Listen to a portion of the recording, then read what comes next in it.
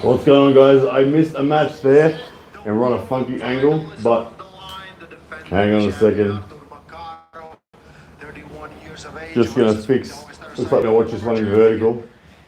That's okay, we can do that. At least we are live again. I apologize for that. Lost power, lost mobile data, lost a million different things, but we're back.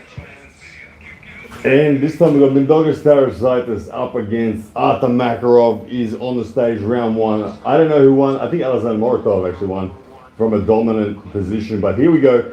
Good time back for a world title match between two incredible lightweights. Terasitus up against.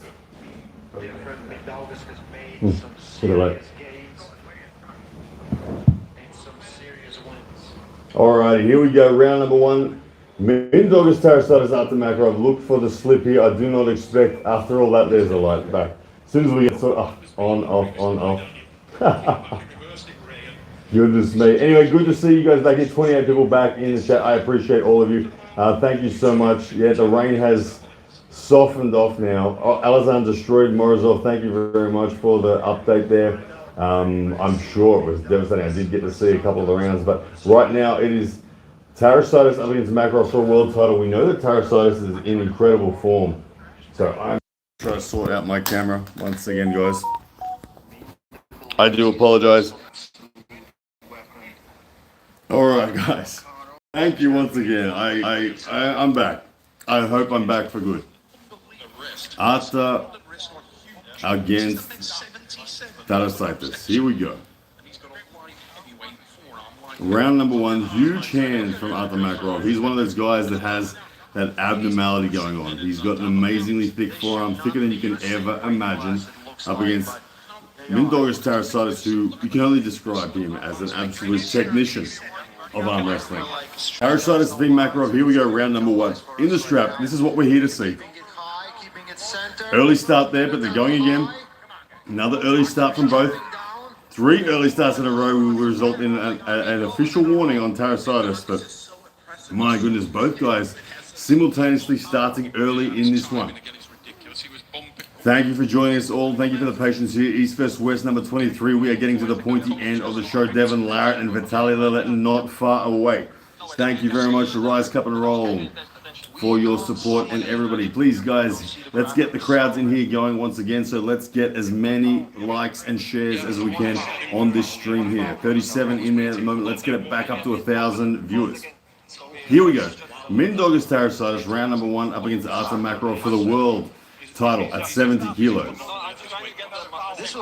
A lot of tension from both guys here at the moment. Just pulling down, pushing down as hard as he can, and Mindaugas is hitting up as high as he can.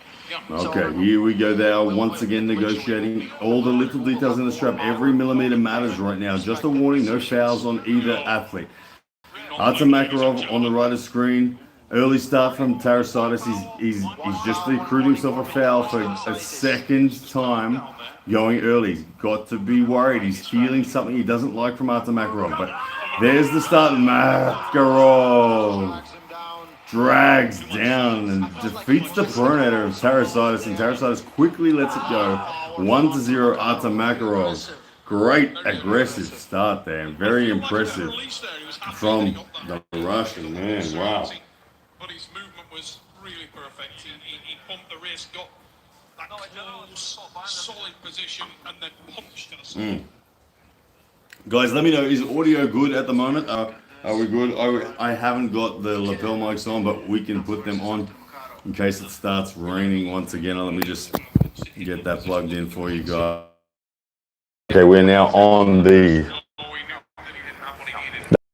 lapel mics. But anyway, here we go. It is 1-0. Arthur Makarov with a very dominant opening exchange there.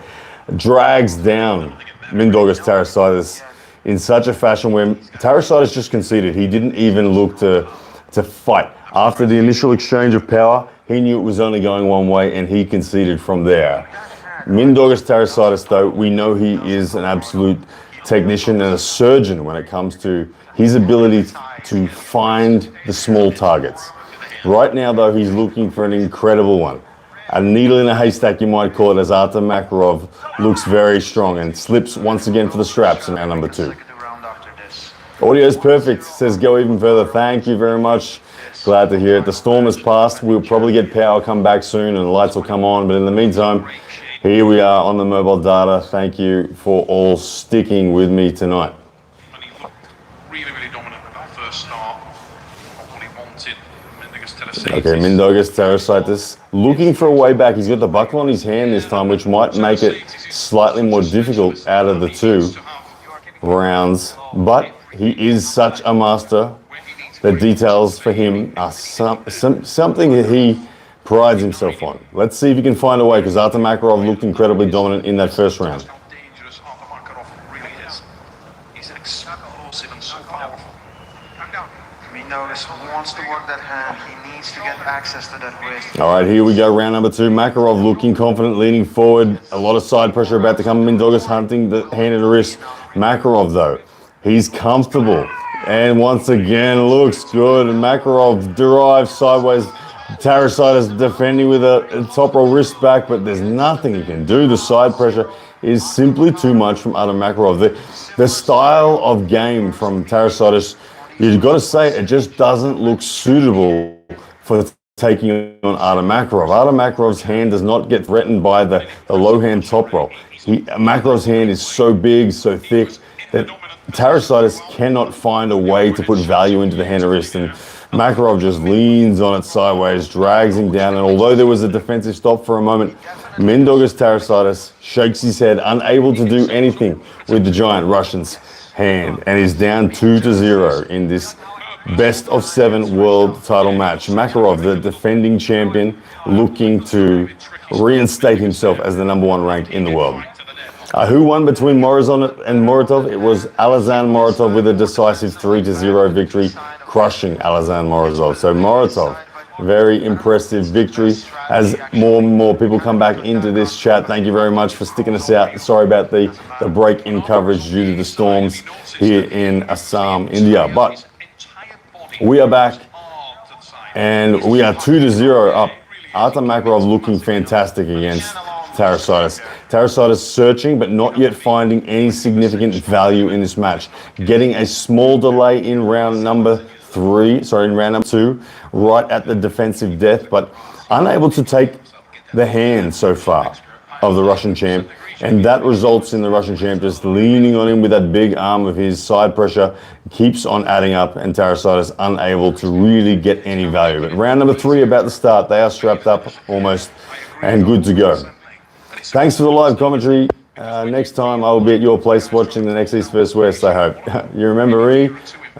Muhammad Tali 7814. Was there any surprising results? From Jishu's home. Hopefully. Sounds good, Jishu. All right. Any surprise results so far? Nothing majorly surprising. Maybe Matt Mask getting belted by Amrik Pradin's 3-0 was a bit of a surprise. But here we go. Round number 3 now. Terasitus up against Artur Makarov. Makarov in control so far. Referee getting them set. Referee's grip. Brian Shaw, Leonidas Arcona not too far away. Getting towards that main event. Devon, Larratt, Vitaly Laletin coming up soon. Do not go anywhere. All right, here we go. Round number 3 now. Terasitus, can he find a way? Better start from Terasitus. It's a higher stop this time. Getting a decent amount as Artur Makarov desperately goes for side pressure, not getting through. Hang on, elbow foul from Makarov. Here we go, ladies and gentlemen. There is hope. Terasitus gets a stop and the crowd starts to see it. The crowd starts to come alive. They can sense that the man from Lithuania has an opportunity now. There is something for him to rebuild on. The stop, it was in a horribly defensive position, only 1 inch above the pad line, but Makarov, most importantly, seemed to not have an ability to finish and seemed to be gassing more than Mindaugas Terasitus. So it was looking like that match, if it were to have continued on, would go in the favor of Terasitus eventually. But Makarov attracting the elbow foul will get the restart. But Terasitus fans, something's there now. Terasitus has found a way to get his foot in the door. Can he rebuild from here? We shall see. Lost round. Mindaugas cannot afford that because because then Artur Makarov. I really appreciate the comments there, Muhammad Tali. It says, thanks for the info on the stream. I feel like I'm watching the matches thanks to your voice. And it's like doing it on radio back in the day. But thank you very much. I'm going to give it as best as I can. Here we go, round number 3, ref script being closed now as we speak. Mindaugas Terasitus, out of Makarov.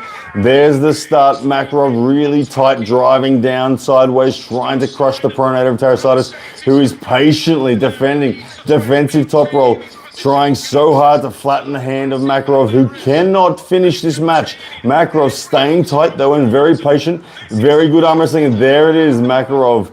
The patience pays off. The reward is granted. He stayed super tight in that one, never letting himself open up. And as a result, eventually wearing through the side pressure defense of Mindaugas Terasitus and a 3-0 victory. It is a long road back now for the man from Lithuania. I can't say that this match is over yet, although great technical adjustments from Makarov did show that he has got what it takes to finish this, but you just cannot write off Terasitus. He is such a technician, such a surgeon with precision, that anything is possible, and he is about to go into round 4, which is his absolute last chance against Makarov, who is the current and defending world number 1 at 70 kilos. Guys, hit the like button for me and the share button for me. Let's get these numbers back up to around that 1,000 mark. Devon, Larratt, Vitaly Laletin, not far away, your main event. Only a few more matches to go before we are there. Of course, we've got Brian Shaw and Leonidas Arona as the undercard. But we are at the pointy end now of East vs West number 23.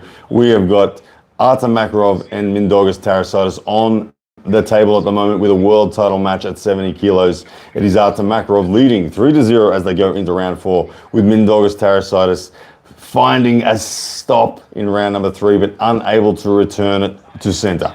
Here we go, round number 4, as the Russian team looks calm and confident in the corner. They believe in Makarov. They think that he's got what it takes. Eldar Babenko in the corner there, Makarov. Of course, a man that I faced not long ago, Eldar Babenko. Would love a rematch with you, Eldar, if you ever get a chance. We all know what happened in round number 3. You got lucky. Anyway, here we go, round number 4. It is on. The referee's grip about to take place. Strapped up, good to go. Mindaugas Terasitus, last chance for him right here. Makarov smells victory. The blood is in the water. Early start from Terasitus, called by the referee, given a warning. Makarov, calm, composed, just waiting for the go. He wants to turn that side pressure on. He's going to stay nice and tight. And there it is, the signature deep dragging hook from Makarov. He looks good. Mindaugas in trouble. Don't think he can hold on for much longer. There's the second surge. And there it is, the pin. It is awarded, ladies and gentlemen. A shake of the head from Terasitus, an acknowledgement of too good. And the world champion, once again, defending his title out of Russia, ladies and gentlemen, Artur Makarov, with a 4-0 victory over Mindaugas Terasitus. Good stuff. Let's have a look at the match lineup to see who's going to be coming next as we wait for the interviews to happen. If you guys have any questions for me, hit me up now and I can answer them. Of course, super chats are awesome as well. If you've got any super chats, they will definitely be answered. East vs West 23, we have just concluded the Makarov v Terasitus match. We have just 4 matches to go, ladies and gentlemen. Just 4 matches to go remaining on East vs West 23, the next on the card. It's another world title match. It's got featuring David Samushia of Georgia, who is the undefeated 10-time, I believe, champion of the world and unstoppable on the East vs West card in this division. And he is facing from Ukraine, Telyatnik, who was very impressive in his last match. So impressive that they've given him a world title fight straight away against David Samushia. And in fact, Telyatnik is the favorite according to the betting going into this match, which is just wild given that David Samushia has not yet been defeated. Phil Woody with a super chat. Thank you, Phil Woody, with a $1.99. He sends a microphone of British pounds. Thank you very much, Phil Woody. I appreciate the love and support, brother. Always grateful for your kind support around all arm wrestling world. Thank you very much. Eddie says, Ryan, you're very good at commentating. It pleases me to hear the commentary from an actual professional arm wrestler. You're welcome, man. I hope to give it the best that I can, especially when we get to the main event. We'll go through a lot of detail. It's going to be a special match. And hopefully, fingers crossed, we don't get any power outages or problems like that. But thank you very much for the support. It means a lot. All right, we're just waiting now. Neil Pickup interviewing Artem Makarov after that decisive victory. Very impressive performance. He just had a style about him that Mindaugas Terasitus could not deal with. And yeah, Mindaugas Terasitus couldn't find a way into the hand, and the side pressure of Makarov was just simply too much. People asking in the chat, what are the chances of the Devon 4-0's Laletin? Well, that's a pretty big call to 4-0 Vitaly Laletin, given that Laletin won the match 4-0 on the left. We do know Devon's pronation is better on right. We know his arm is better on right, but so is Vitaly Laletin's. And this is anyone's match. I do think Devon deserves to be the favorite. But we crossed live earlier tonight to John Brzezinski, and John said that Vitaly Laletin is walking around looking very calm, confident, and in good shape. And he said that Devon's looking a little different, a little nervous. I don't know. John Brzezinski's perspective, will that translate to another Vitaly Laletin win? We're going to find out very soon. Only 4 matches to go, ladies and gentlemen. East vs West 23 is happening right now. You can get your pay-per-view if you want to see it, evwsports.com. Otherwise, I will stay here and give you the commentary as we go. 81 of you in the chat, hit that like button for me now if you can. Let's get more people. Let's crack the 1,000 mark before Devon, Larrat, and Vitaly Laletin get on the stage. Next up, I think we've got Matoshenko and Dave Chaffy. Correct me if I'm wrong. Let's have a look. No, sorry. Samushia and Telyatnik. My apologies. 85 kilo world title on the line. The undefeated David Samushia in the East vs West tournament at the 85 kilo division up against Telyatnik. Or what do they call him, the nickname? Let me know, I've forgotten the guy's nickname. Telyatnik from Ukraine. What is his nickname? Let me know in the chat. It's Manifesta. There it is. The Manifesta. Manifesta, thank you from Kipchoge475 for dropping that one. Manifesta actually, believe it or not, goes in as the favorite against David Samushia, who has not lost at 85 kilos on the East vs West stage ever. Only having ever taken losses to Paul Lynn when he fought upper weight division. David Samushia has been unstoppable at 85 kilos, but tonight he goes in as the rare underdog up against the Manifesta from Ukraine, who looked amazing against Vlad the Destroyer at the last East vs West. Right now we've got Artem Makarov just still on stage being interviewed after his win with Neil Pickup. Of course, Artem Makarov now once again a world title. We would love to see at 70 kilos. We know there's Daniel Prokopchik. Heaven forbid if Engin Terzi even gets invited to a match at EVW. Could that be the exchange? We know that Engin had an informal super match with Artem Makarov and took the victory decisively, but was that good form Makarov? We don't know. Will we get Engin Terzi on an EVW stage? We don't know. Lots of controversies around that, but the fans would love to see it for sure. Artem Makarov, Engin Terzi perhaps as a future title match at 70 kilos if Engin's right arm is back in shape after an injury. But right now, as we wait for this interview to conclude, we can get ready for the next match. David Samushia, the man, the myth, the legend, undefeated 85 kilos, East vs West, taking on the Manifesta, who is the new kid on the block, the new hype train within the 85 kilos division. Everybody was impressed with what he did to Vlad the Destroyer at the last East vs West.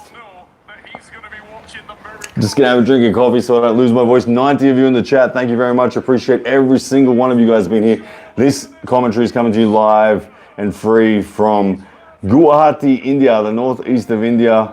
We're right up on the almost the border of China, Nepal, Bhutan, those places up in the Himalayan mountains. Nice part of the world. Let me know in the chat actually where are you guys listening from as we wait for the next match to come out. Where in the world are you at the moment? Would love to know where everybody is listening. What happened between Matt Mask and Amrik? Yeah, Amrik destroyed Matt Mask 3-0. Forced the hook and looked good. Eddie says it would be very interesting to see Engin performing against the young guys, but please, no more drama and tragedies. Yes, we don't need drama in the sport, we just need good arm wrestling. But look, Engin and Makarov is a great match. We know what happened. Engin did beat Makarov in that informal super match in Turkey only a matter of 3-4 months ago. So we need to see it officially on the big stage. It could be possible. Not sure. Hopefully East vs West can make it happen for us. But either way, Makarov is the world champion as of right now. and we're just watching those replays as we wait for the next match to come out. 93 of you in the chat. It is growing. Once again, I appreciate every single one of you. Please hit that like button. Please keep hitting the share button, and please get this live up around the 1,000 mark. Okay, what do we got? Question saying, was Rickard dominant versus Lars? What happened there? The GOAT Mario 837. I can say for you, yes, Rickard Bornemann was incredibly dominant against Lars Rybakhin. The victory was 3-1. Was it 3-0? 3-0. Sorry, it was Devon Bornemann who won 3-1. But 3-0, Rickard Bornemann looked incredible. Lars Rybakhin in round one tried every trick in the book. There were many fouls, many restarts from Lars. He tried kings moving, he tried pressing, he tried top rolling, and Rickard stomped on every single one of them. It ended with Lars Rybakhin trying to press and Rickard Bornemann just crushing him from center off the go. Rickard Bornemann making a big call out at the end saying it's time for Jerry Carteret. Rickard Bornemann with his 4th consecutive win in the East vs West stage, undefeated, now firmly positioned to enter the top 10 overall ranks in the world with his tonight's match solidifying his 13th rank, and Lars Rybakhin, the big version of Lars Rybakhin, back at 130 kilos but yet to get the win. But Rickard Bornemann, he is the man to watch. Devon Bornemann as well, the 17-year-old brother of Rickard, opened the event tonight. He took on a gentleman from Germany who is a WAF world champion, junior world champion in the super heavyweight division from this year. And Devon Bornemann, at 17 years old, in his first year of arm wrestling, defeated the WAF world champion. Just put that into perspective when we talk about the genetics of these Bornemann family. They are insane. Anyone in their first year to be able to go out there and just beat WAF world champions is absurd. I don't know what's in the water. But anyway, the Bornemann brothers had a very good night tonight, very outstanding results, and we can guarantee we'll be seeing more of those too. As right now, the Manifesta makes his way to the stage for this world title 85 kilo welterweight battle up against the very decorated David Samushia. But somehow, Manifesta, everybody has him as the favorite to win this match. His explosivity against Vlad the Destroyer at the last East vs West has convinced people that he deserves to be the favorite. Big call, given that David Samushia has never lost on the East vs West stage at 85 kilos, and he is here tonight to defend his title once again. Let's have a listen to his entry to the stage.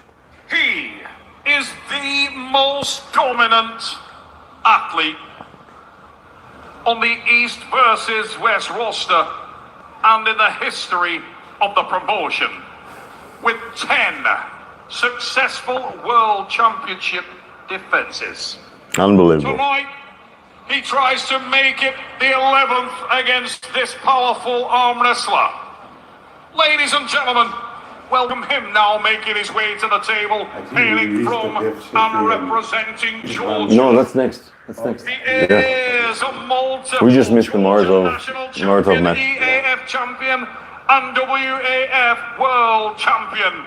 He is also the reigning and defending East versus West welterweight champion of the world, Samushia! Now here he comes, David Samushia, as you heard there. He is a 10-time defending world champion looking for his 11th world title defense tonight. One of the most quiet and humble arm wrestlers you've ever seen. Unassuming in every way. When you stand next to him, you wouldn't believe that he is as strong as he is, but he is absolute diesel. He has won so many different matches from unbelievably awkward and difficult positions. And tonight he faces an incredible, dangerous opponent in the Manifesta from the Ukraine. Everybody's fan favorite from his performance at East vs West 22, where Manifesta destroyed Vlad the Destroyer. It gave everyone so much belief that Manifesta goes into this match right now as the favorite. Manifesta, 24 years old. David Samushia, 34 years old. 85 kilos. Both guys having a 16.5-inch biceps, 17-inch on David Samushia. Small arms for all that explosive power. Unbelievable that these guys can do what they do. But here we go, round number one, Samushia, Manifesta, for the world title. The 11th time defense on the line right now. Eddie says if Samushia gets one stop, it's over. I tend to agree. The explosivity of Manifesta is going to be his thing. But Manifesta has more than one surge. We can see him squeeze and surge as he takes a deep grip a high and deep grip now against David Samushia. Both guys will intend to hold on and trust their arm here. No one is afraid at the table here. Both guys, deep grip. Manifesta with nice high knuckles. You can see the definition on his arm. He's got explosivity like crazy. Manifesta, David Samushia. Here we go. Can David Samushia get the brakes on early, or will Manifesta and all that power go ripping through the Georgian world champion? Referees trying to get them set, getting them to come down off the knuckles. We're still in the free grip. We're going to go to referee's grip now. Hello from Greece, says Millionaire Attitude 533. Thank you very much for jumping in and supporting the live stream tonight. East vs West 23 live commentary. It's coming to you free out of Assam, India. Here we go. Round number 1. Manifesta, David Samushia. Into the hook they go. Now this is where Samushia wanted to be. Surges from Manifesta. That looks like almost a pin. My goodness me, it is. No. Oh my goodness. I'm getting excited. I called it a pin to Manifesta, but there's an elbow foul called. I didn't see it. Good arm wrestling, tight arm wrestling from the Manifesta.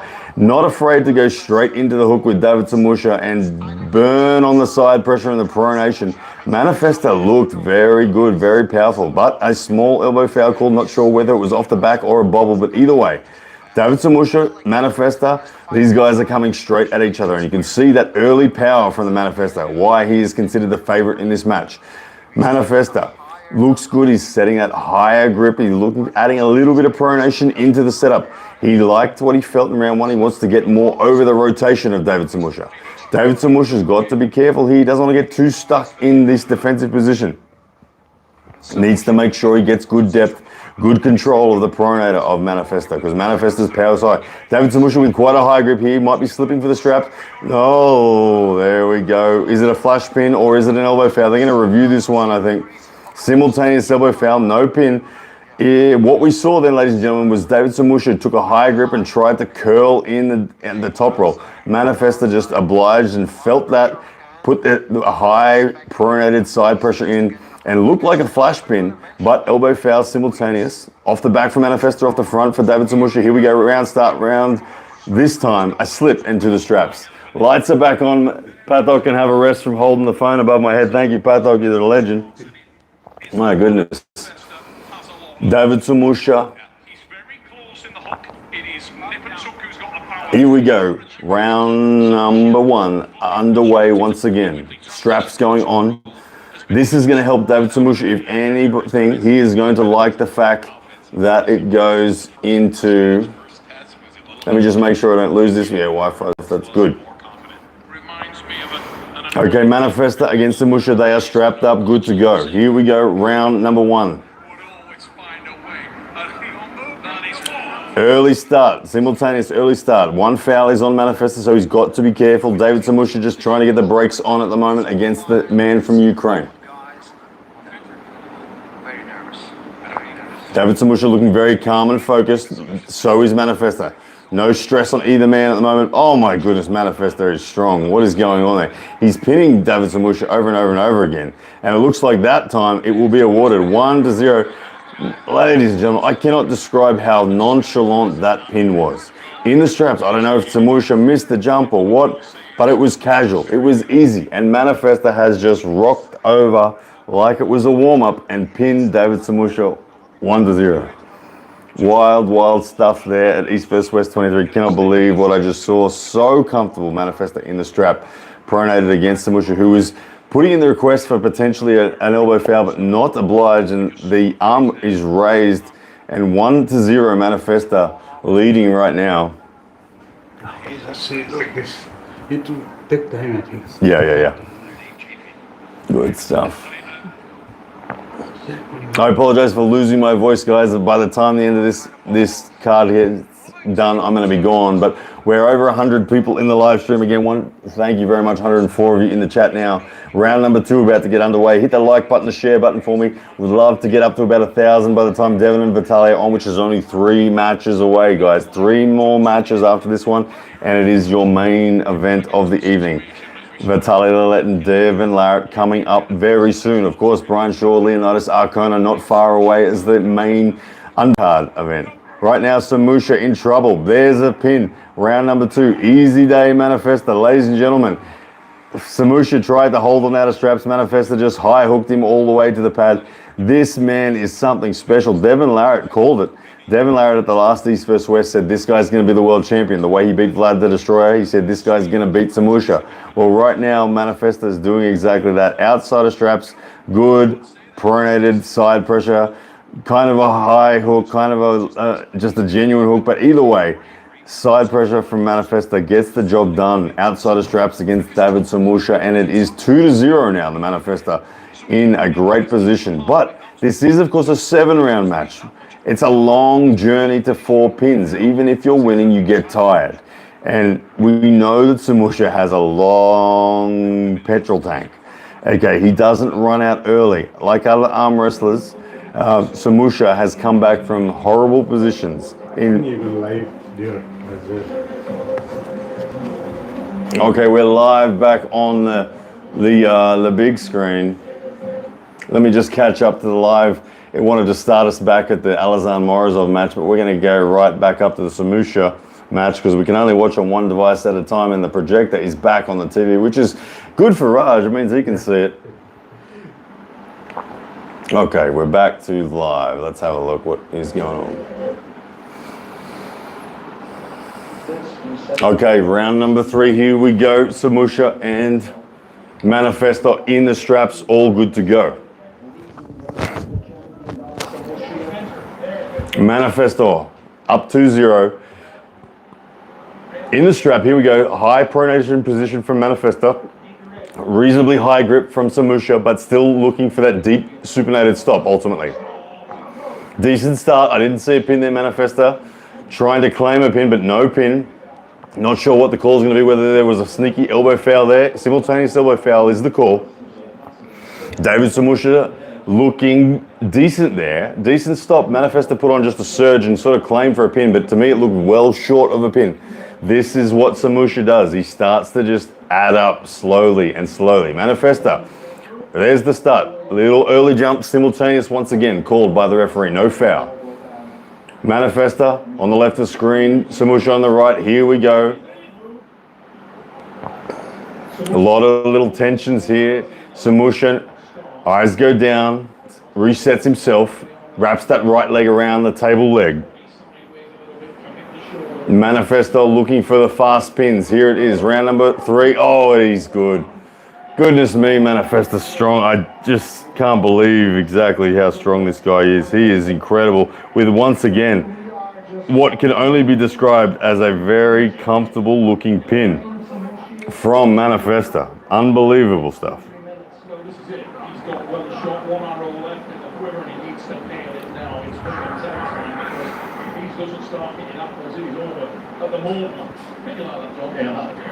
Thank you, Brick NR5 says you need to start calling back all of these matches again. Well, if I get the call to East vs West, I'll be more than happy. But thank you to see the support in there. I appreciate every one of you guys. Keep them coming in the comments and the shares, the likes, all that sort of stuff means a lot to me. So keep it coming in. But right now we have David Samushia with his back against the wall. It is 3-0 Manifesta in absolute control. I can't describe how comfortably he's doing it. It just seems so bizarre that a man could be this strong. But the way he destroyed Vladislav Kostrovskis at the last East vs West qualified him for a match against David Samushia. And here he is up 3-0 against the 10-time defending undefeated 85 kilo world champion David Samushia from Georgia. And Manifesto just 1 pin away now from becoming the new world champion at 85 kilos. And he looks like he's going to do it. Be hard to bet against him right now.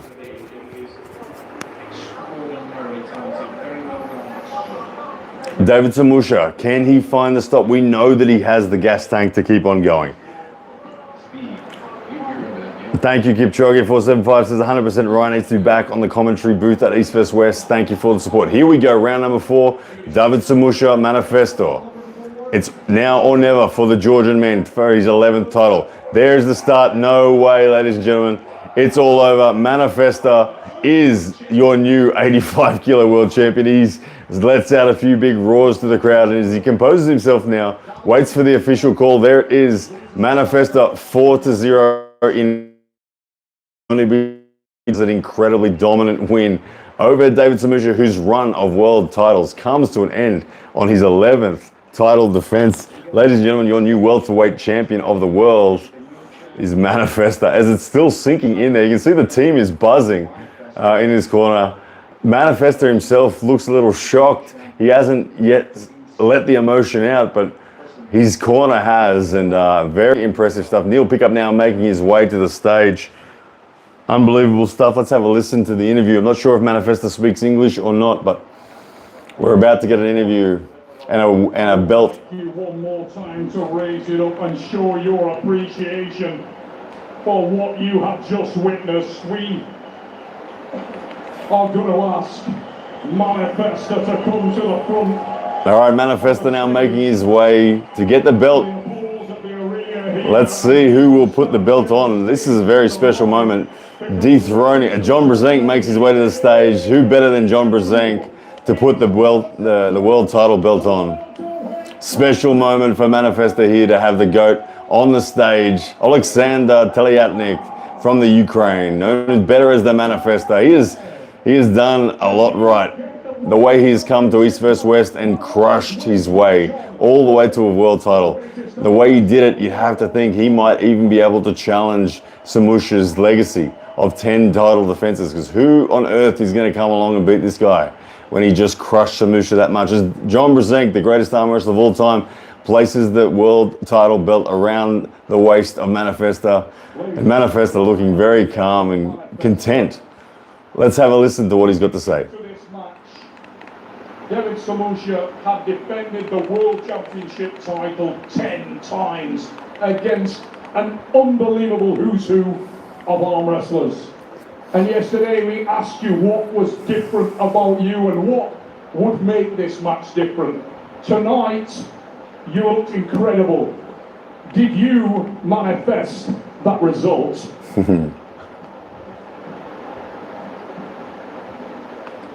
So he's got an interpreter with him, so he's just whispering in the ear. For the first Manifesta, I want to say that he really appreciate the attention everybody who come today and watch this match. Thank you for everybody, he really appreciate it. For the first, yeah, for sure he manifested exactly how it will be, exactly this fight, exactly this win. And he told about that, and as usual, the main what he wanted to say is that you just see what he's saying, he just doing this. And for now, he's plans to have some rest. And after that, go in 95 category and get the champion belt. There we go. So the Manifesta has said that he wants to come for the 95 kilo world title next. Well, you got to give it to him. He's got the potential to do it. He's dominated 85. 95, is it possible? Obviously, you just said you want to go up in class. Will we see you contest both divisions? The welterweight and the middleweight at the same time?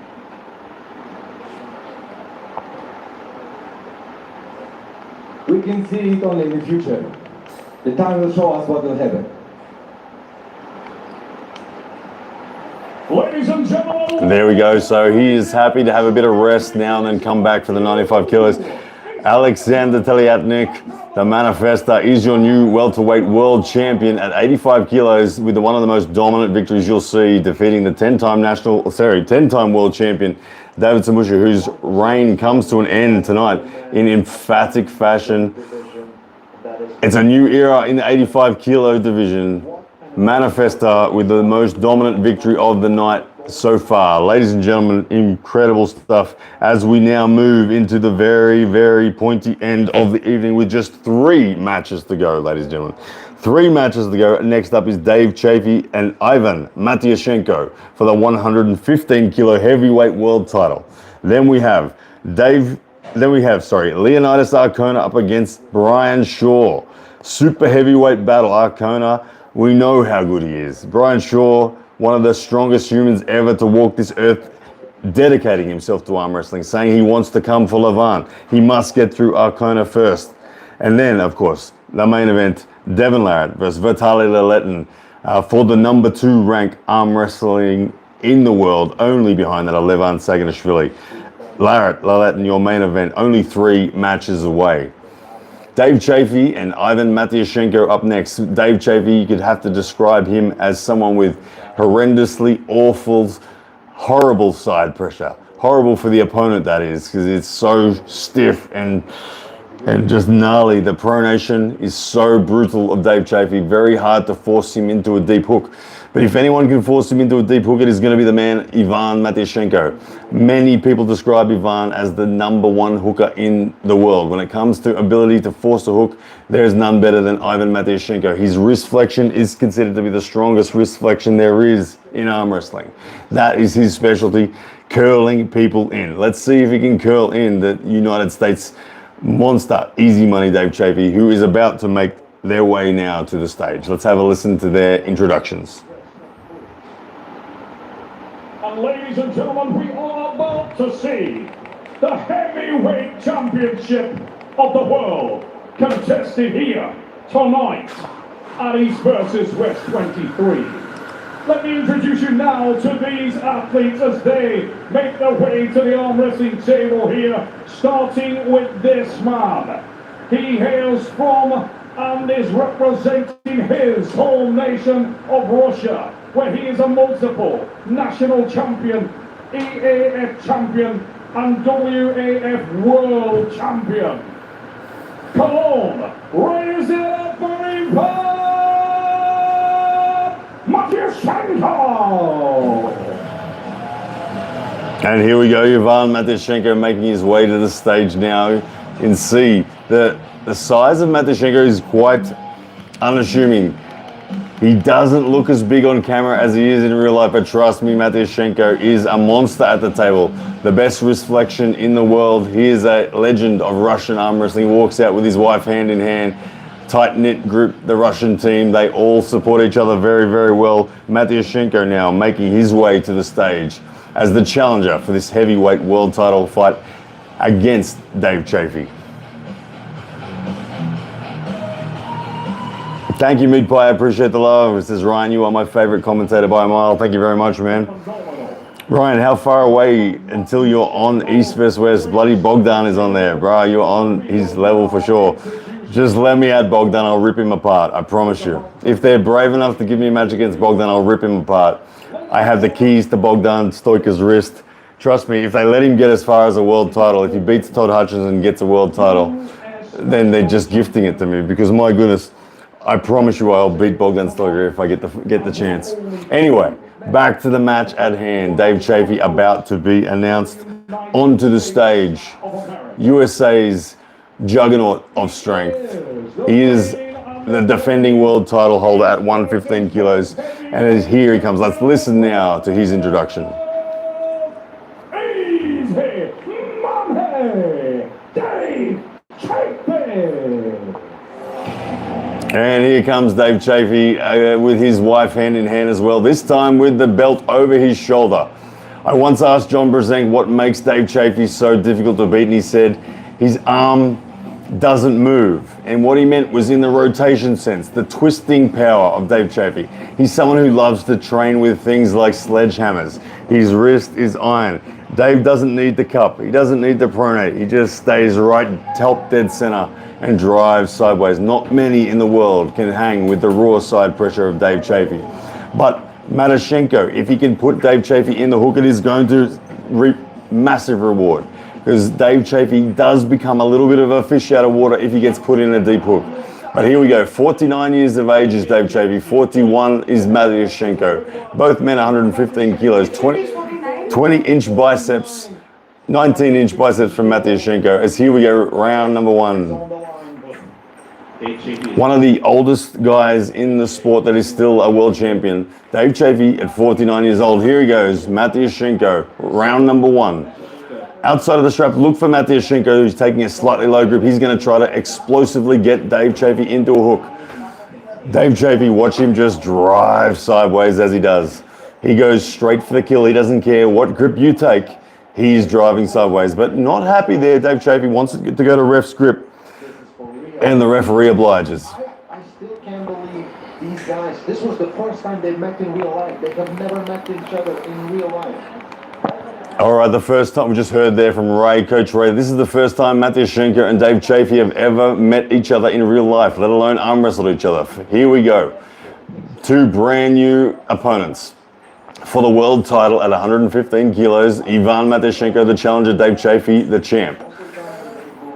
Low grip from Dave Chaffy, but high knuckle closing. Low grip from Matoshenko. Watch for the attempted to set the hook. Watch for the drive sideways from Chaffy. Here we go.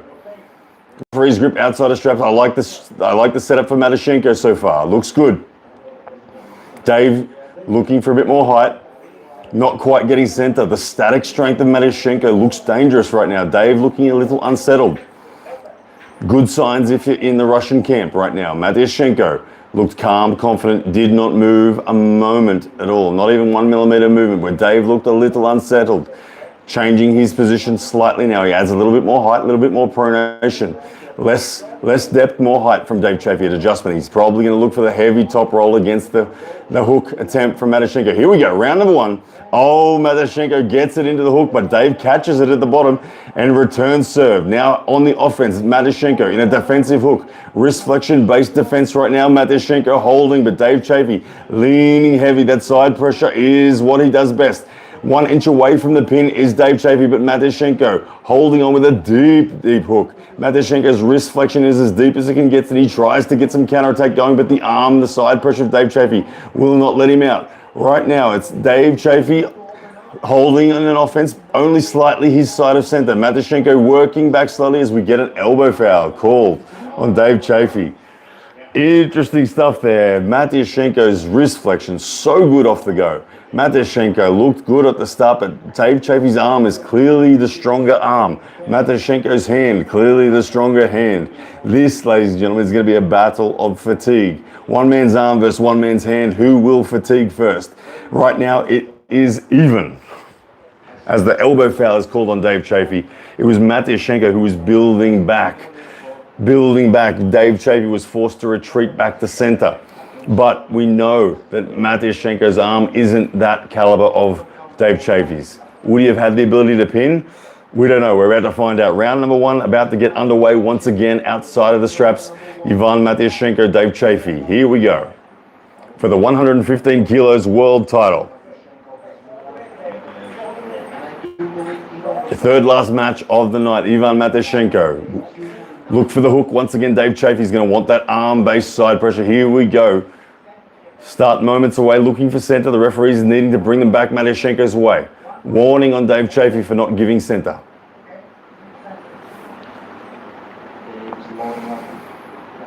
Ivan Matoshenko looking very calm and poised. Dave Chaffy also, but breathing a little heavier than the Russian.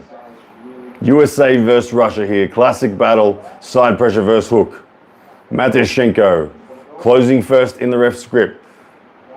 Here's the start. There it is. Big surge from Matoshenko, but caught by Dave Chaffy. And this time he goes deeper into the hook himself and adds the dragging pronation. Matoshenko redlining in defense right now.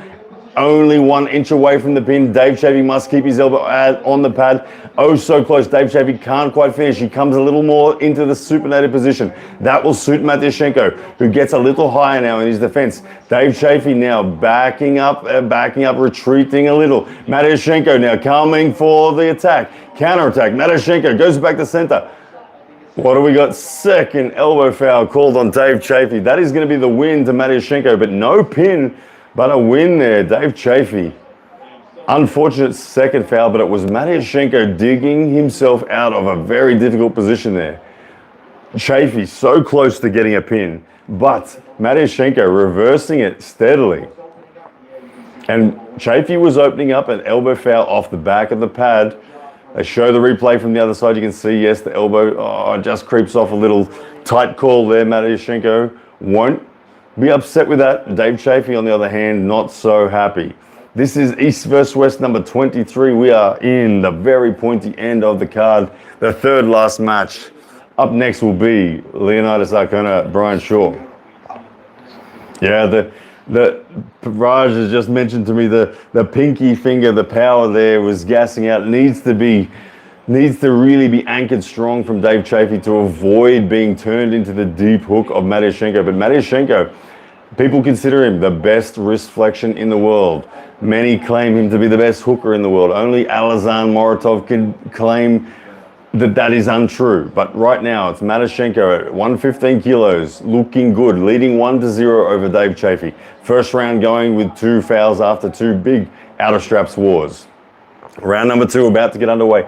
Not sure if Dave Chaffy can even get to the strap. He might want it, but Matoshenko's wrist flexion is so good that he may not be able to get there. Dave Chaffy, here we go, round number 2. What can he find against the legend from Russia? Referee bringing him to center, asking for some rotation, not happy with the way that free grip's coming together. He's going to send it into the referee's grip. 3 matches remaining now. Not long to go, ladies and gentlemen, before the main event. Up next will be Arona versus Shaw, then Larratt versus Laletin. And right now, Ivan Matoshenko, Dave Chaffy for the 115 kilos world title. Yes, the Samushia match is over. Samushia lost 4-0 against the Manifesta. Here we go, round number 2, about to get underway. Dave Chaffy creeping up height. He's getting a warning for early movement. He was adding that posting top roll. Dave Chaffy wants the strap. He does not want to have to hold on anymore. He wants his arm tied to Matoshenko so his hand can rest a little and he can put the power down through the side pressure, which is his game. But right now, Matoshenko denying that strap and just holding on to Dave Chaffy, forcing him into hook outside of the strap. Round number 2 about to get underway. Referee's grip, 1 warning so far on Dave Chaffy.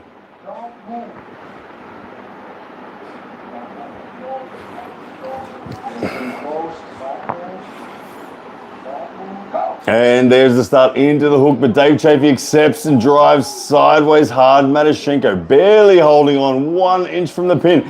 Dave Chaffy surging. Will they award it? Yes. Hang on. Oh, goodness me. The head referee was about to say pin to Dave Chaffy, but the down referee says, no, sir, elbow foul, Dave Chaffy. Matoshenko surviving that, but Dave Chaffy did better that one. It looked like the hand of Matoshenko is fatiguing a little. He wasn't able to set quite as deep a hook as round 1, and Dave Chaffy, he took that opportunity, ran with it. He took that, added the pronation, and really talked up himself, got his hips low on the table. Drive sideways hard. As we lose power again, I'm going to go to the mobile version of this. Don't worry, I'm not going anywhere. Our live commentary will stay right here. East versus West 23. Give me 1 moment. I will bring it up on the mobile and we'll continue watching. But Matoshenko right now looking good, but his hand starting to fatigue up against Dave Chaffy.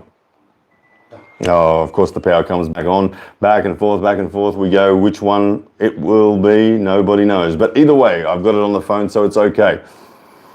Live stream about to commence. All right, we got it back, and it's 2-0. I'm seeing 2-0 Ivan Matoshenko, so I missed that start. Dave Chaffy driving hard. Don't tell me it was another elbow foul there on Dave Chaffy, costing him the round there. 2-0 Ivan Matoshenko with both rounds so far going via double foul. 2-0 Ivan Matoshenko. As I hear myself commentate, I might get rid of that. Dave Chaffy in trouble with keeping his elbow on the pad, but it's Ivan Matoshenko's wrist flexion. It is so good that it sets the hook impossibly for Dave Chaffy. He cannot get to the straps. Dave would love to be in the straps right now, but it just isn't happening. And Matoshenko is taking charge. He is setting the hook deep. Dave, does he have a press? There's an opportunity for Dave to just come forward and press because Matoshenko drops his arm as he cups in. Not sure if Dave Chaffy has the versatility or the courage to just step forward and lean on a press, but maybe it will happen this round because Dave Chaffy is certainly winning center off the go. It's Matoshenko who's scooping the match in and forcing Dave to retreat and eventually elbow foul. But Dave Chaffy, his arm is still looking like the stronger arm. It's just the hand of Matoshenko that is impossible to beat. Round number 3. This match is, of course, best of 7, so there's still a long way to go to secure this win. Matoshenko, however, looking good so far. Round number 3, ref script, about to get underway. Here we go. Referees have them set. Not happy. 1 warning on Dave Chaffy, not giving center again. Dave just rising slightly as Matoshenko closes his hand. The referee's not allowing that one to happen. Matoshenko needing every millimeter. Here we go. I'll call this round here off the mobile phone before we get it back on the big screen. Dave Chaffy, Matoshenko, round number 3, referee's grip. One warning on Dave Chaffy.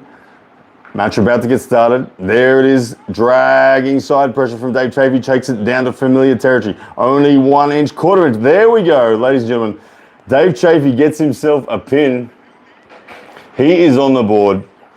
Dave Chaffy, look out. Matoshenko, not able to get any real stop there at all in this one. We're gonna get this one back live on the big screen. Dave Chaffy, beautiful side pressure surge. Matoshenko trying desperately to get a stop. The hand control was in, but the arm of Dave Chaffy is too much. Hello, Tata, you come back just for the business end. Good girl. We're vertical cameraing now. We're on and off with so many different things. I was in the bathroom forever. Good girl. How are you? Give me a kiss. You smell good. Listen, we need an inverter. We do. We need to get ourselves an inverter. I love Matoshenko and his wife. Like, his wife doesn't play arm wrestling. She is not an arm wrestler. But the way she stays with him all the time, supports him. It's like, Yeah, it's a tight-knit team, isn't it? Right now, super interesting match. Matoshenko. not being an arm wrestler, that kind of giving that kind of support is very important. Yeah, Dave Chaffy on the comeback trail now. She Look. shouts also. Matoshenko, round 1, set the hook, set the hook. Dave Chaffy got within this far of pinning, then starts to retreat and elbow foul twice. So Matoshenko has not yet actually pinned Dave, but Dave is... Both matches, 2 fouls? Yeah, with Dave running as Matoshenko was starting to get control. But this last round, It's Dave best of Chaffy, 5? best of 7. So World title match. world title match, Chaffy the champ. Here we go. Round number 4 now. 2-1 Matoshenko. Referee's grip. Let's see if there's some variation. Oh, Dave Chaffy's going to get in trouble. Keeps on adding that rise. Just as the ref's grip. I think he's scared of Matoshenko soup. I'm bringing you this spray. I smell so bad. Chetna's bringing me some spray. I've been sweating and talking for too long. You didn't even get time to shower after workout. Yeah. Old Spice, original. They say if your grandfather didn't wear it, you wouldn't exist. Dave Chaffy. I was about to shower after gym, but it was really late. This is very tense. Okay, here we go.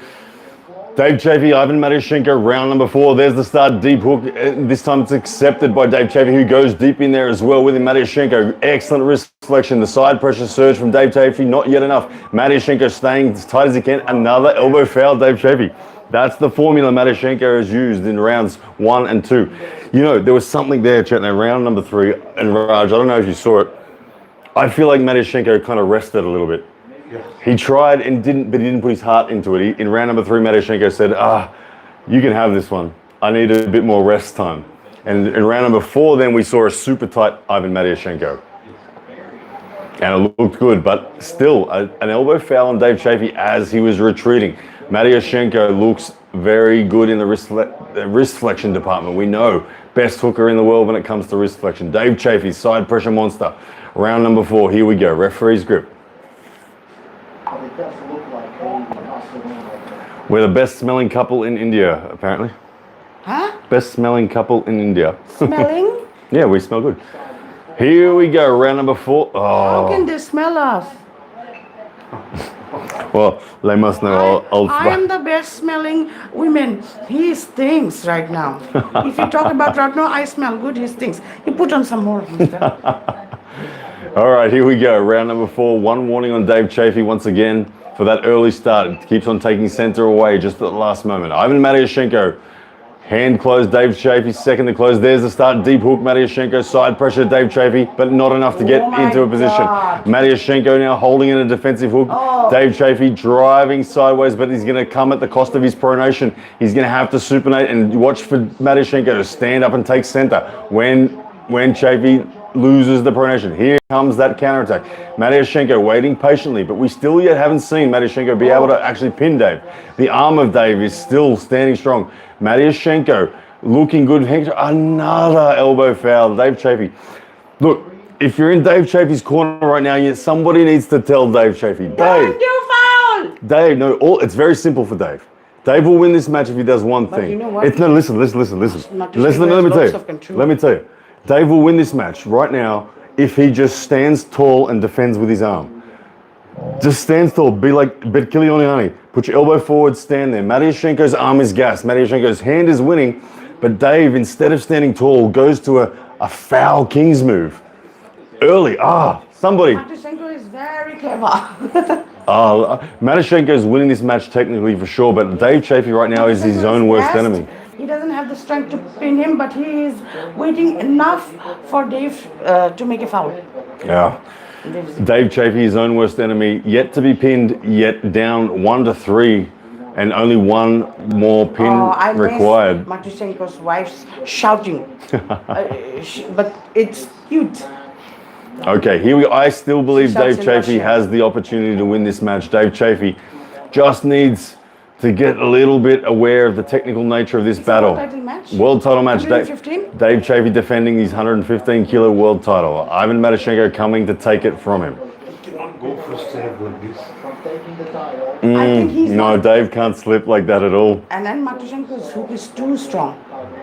Yeah, Brzenk needs to get in the ear of Dave Chaffy right now. Somebody. Let's see if Dave can find a way, because he is in this match. Dave Chaffy dragging side pressure. Matoshenko's familiar position. Defensive hook from Matoshenko, but this time it's open. If Dave just stays there, this one will go down. This one will be his. If he just stays there, do not move, Dave. Do not move a muscle. Just stay, Dave. Just stay. Do not move. That's 1 millimeter away from a pin. Do not move, Dave Chaffy. Stay there, Dave. Matoshenko. Dave's going to elbow foul. My goodness, Dave elbow fouled. My question is, why every time Dave just grips him and just go, why doesn't he do the same thing in the center? Dave is a very simple arm wrestler. I think Matoshenko's hook is too strong. That's why Dave is not doing it in the center. Dave is an arm wrestler who doesn't like the cup. He doesn't like to overpronate. He likes to just quarter return. No. That's not the problem. You do the same thing on the center of the table. Ready, go. He goes too far. Matoshenko's cup is too strong. But Matoshenko is gassed. I know, that's what It's not like if Dave Chaffy if Dave Chaffy just stands tall and goes into a hook. Stand tall, go into a hook, Dave will win. Stand tall, Dave. Stand tall, stay upright, hold center. I think he knows he's still feeling his... Here we go, round number 4. Don't elbow One foul on Dave Chaffy with a start is about to get away, and we are into the hook once again. Side pressure from Dave, not enough this time. Matoshenko with good wrist flexion. Elbow foul, Matoshenko. From a surge from Dave Chaffy. Matoshenko definitely showing signs of fatigue. And Hermes Gasparini now in the corner of Dave Chaffy. Good to see some new, fresh blood jumping up there. Hermes Gasparini, one of the most talented and technical arm wrestlers on planet Earth. How old is Dave Chaffy? Dave Chaffy, 49 years old. He's one of the simplest, most basic, yet... He's 49, not that old. He has a big hair. Let's see what Hermes Gasparini has whispered into the ear of Easy Money Dave Chaffy, because I swear if Dave Chaffy just stays tall, he will win. He went sideways. He went sideways. When he went sideways, Matoshenko's hand went. So if he doesn't drag his elbow too far, then he's good. Yeah. He's just got to stay tight. Yeah. Just stay tight. Let the hook sink, then stay tight. But Matoshenko is. All right, here we go. Round number 5. One foul apiece. It's thin ice for Dave Chaffy because he is only one pin away from losing this match. Matoshenko will look to set the hook. Dave Chaffy, we know, will drive sideways. Will he stay tight? Hermes Gasparini's whispered something in his ear. Let's see what happens. Round number 5. Here it is. There's the start. Dave Chaffy in the hook. Does stay a little tight of it. Drops down Matoshenko in a defensive hook. Keep your elbow on the damn pad. The referee's watching very closely Dave's elbow. Stand up, Dave. Please stand up, Dave. Do not drag. Just stand up, Dave. Good. Stand up. Stand up. Yes. No, his elbow fouled as he stood up. It's over, ladies and gentlemen. Look, credit to Matoshenko.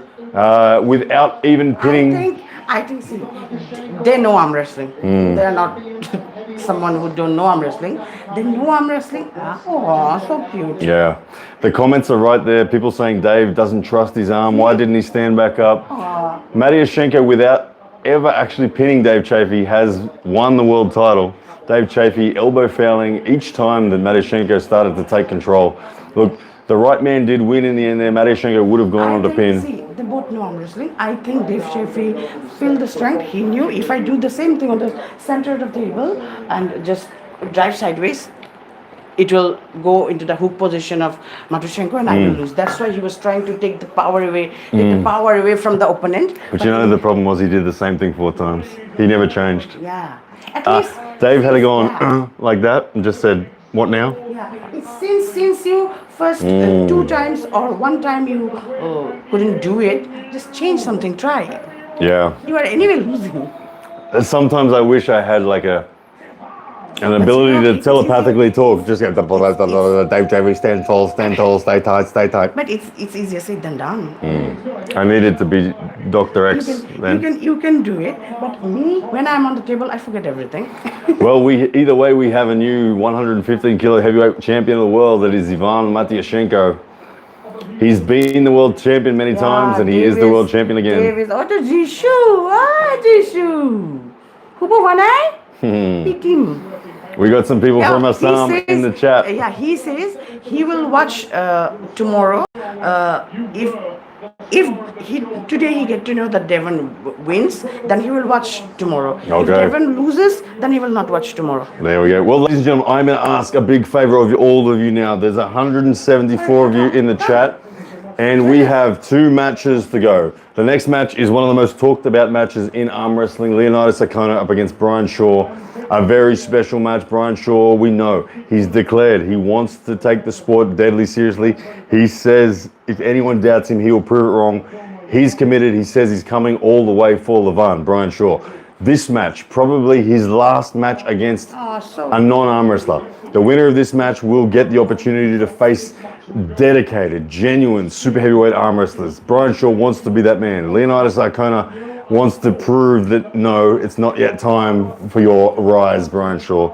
Look for the hook power of Leonidas Arona. Look for the top roll press power of Brian Shaw. Either way, that's coming up next.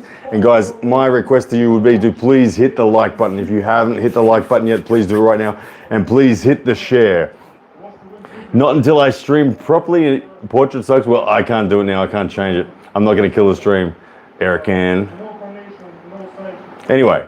Live stream, hit the like, hit the share button, and we will be live with the next commentary. There's only 2 matches to go. East versus West 23 is heating up. Thank you. I can see all the likes starting to pour in now. You guys are legends. Of course, 180 live. Let's crack the 200 mark and then let's push on to 500 before the time Devon and Vitaly get to the stage. But we are just 2 matches to go, ladies and gentlemen. Ivan Matoshenko has just taken the world title off Dave Chaffy. Let's see what he's got to say. I thought that my endurance would be better. And I also practiced some open on top rope. That was the first time I think I pulled with such open hands. Oh, his English is getting better. So we may see you transition to a King's mover in the future. One day. Now, mate, I have to ask you before we let you go and celebrate your new championship title. This division is stacked. There are many guys that may transition down from the super heavyweight division. In your mind, who do you want to pull next here at East versus West to defend your title? Well, my dream match is against Hermes Gasparini, but now he's too big, and I am not sure that he will come down to 115. There are very many good athletes at 115. So, as the organization says, now I need to defend the title. So I cannot choose, I think. Come closer to the camera. Ladies and gentlemen, let's let him go back and celebrate his victory. This is one of the nicest men in the sport. Я бы хотел поблагодарить всех, кто меня поддерживал, всех фанов, ребят из зала, моих тренеров, Сергея Викторовича Довика, Алекса Можешвили. Также у моей дочки день рождения будет скоро. Я бы хотел посвятить. Bubble, look at this comment. 2 intelligent people can't fall in love. True love needs 1 idiot. Chetna gives me the vibe of idiot in a positive way. God bless you both, Roger. She's the smart one, trust me. She's a mathematics genius. She topped her university. She's got 2 master's degrees. She topped both master's courses. She got 100% in all the maths exams throughout university. Trust me, if anyone's the brainiac here, it's this one. No. I am good at maths. I may be good at academics, but when it comes to life, I am the idiot. And when it comes to like dealing with people or doing things or talking or other life things, then where academics doesn't play any role, then I'm the idiot and he's the intelligent. And when it comes to academics, yes, I studied. He didn't go to university. Yeah. That's the only thing. I didn't go to university. I went straight to the military. Yeah, he went straight to the military after graduation. So we never know. But we are both equally as obsessed with arm wrestling. Yeah. That's for sure. All right, Ivan Matoshenko, congratulations, your new heavyweight world title holder. But he is much more impatient than me. Oh, very. Much more impatient. I'm very patient. And he's stubborn. I'm not stubborn. I'm the one that smells good, and It's the other way around. You guys. all right, here we go. Leonidas and Brian Shaw. And I'm here to destroy Leonidas Arona on an arm wrestling table. I'm too good. I'm just so strong right now. I'm gonna lie. Honestly, man, I really don't understand. You are smaller than I expected and also fatter than I expected.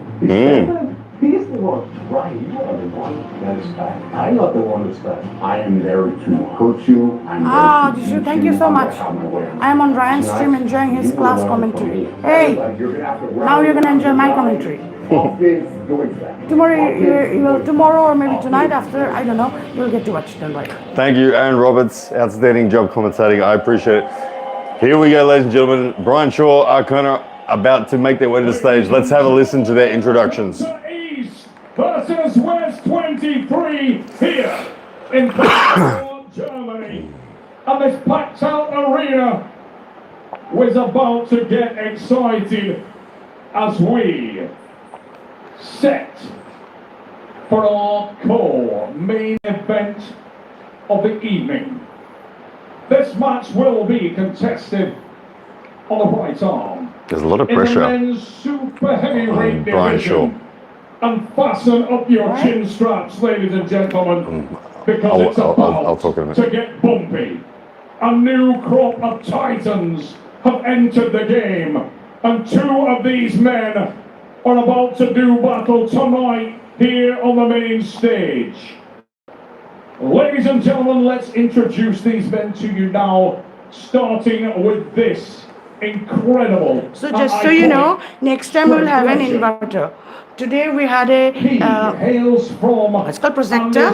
Next live we'll have an inverter. So this current situation won't be there. So please do join again. The four-time world's strongest man, the former strongest man on earth, and globally recognized as one of the greatest strength athletes of all time. Cologne, Germany, and everyone watching around the world. Please welcome the Colorado Wow. Colossus, Brian Shaw. I'm going to show you guys, look at this. Ivan Matoshenko has just sent. No, I sent this text. Oh. Chetna just sent this to Ivan Matoshenko. Oh, good. I won't read it. You don't know. I thought that Ivan had just sent that to If text from his side comes, it will come on this Okay, side. okay. My side. I just congratulated. Wonderful. All right, ladies and gentlemen, Brian Shaw making his way to the stage now. The Titan that is this man, 6'8", a lot of kilos. We know this man has won World's Strongest titles many times. He's got one of the strongest hands that has ever come to the sport. He's declared that he is serious about this sport, that he wants to prove everybody wrong, everyone that says that strong men can't learn the details of arm wrestling. He says he can, he will, and he says he's coming for Levan. Brian Shaw on stage now awaits Leonidas Arona. Tatu, a lot of pressure on Brian Shaw because he has declared he wants Levan. The Colorado Colossus, Brian Shaw, waits at the table. He said, did he say I want Levan now? Well, he said I'm coming for Levan. He didn't say now. But he said I'm going all the way for Levan. Before he will get Levan, and before that he will have many wins and losses. I'll start with this comment. I feel like the winner of this match is going to... Yes.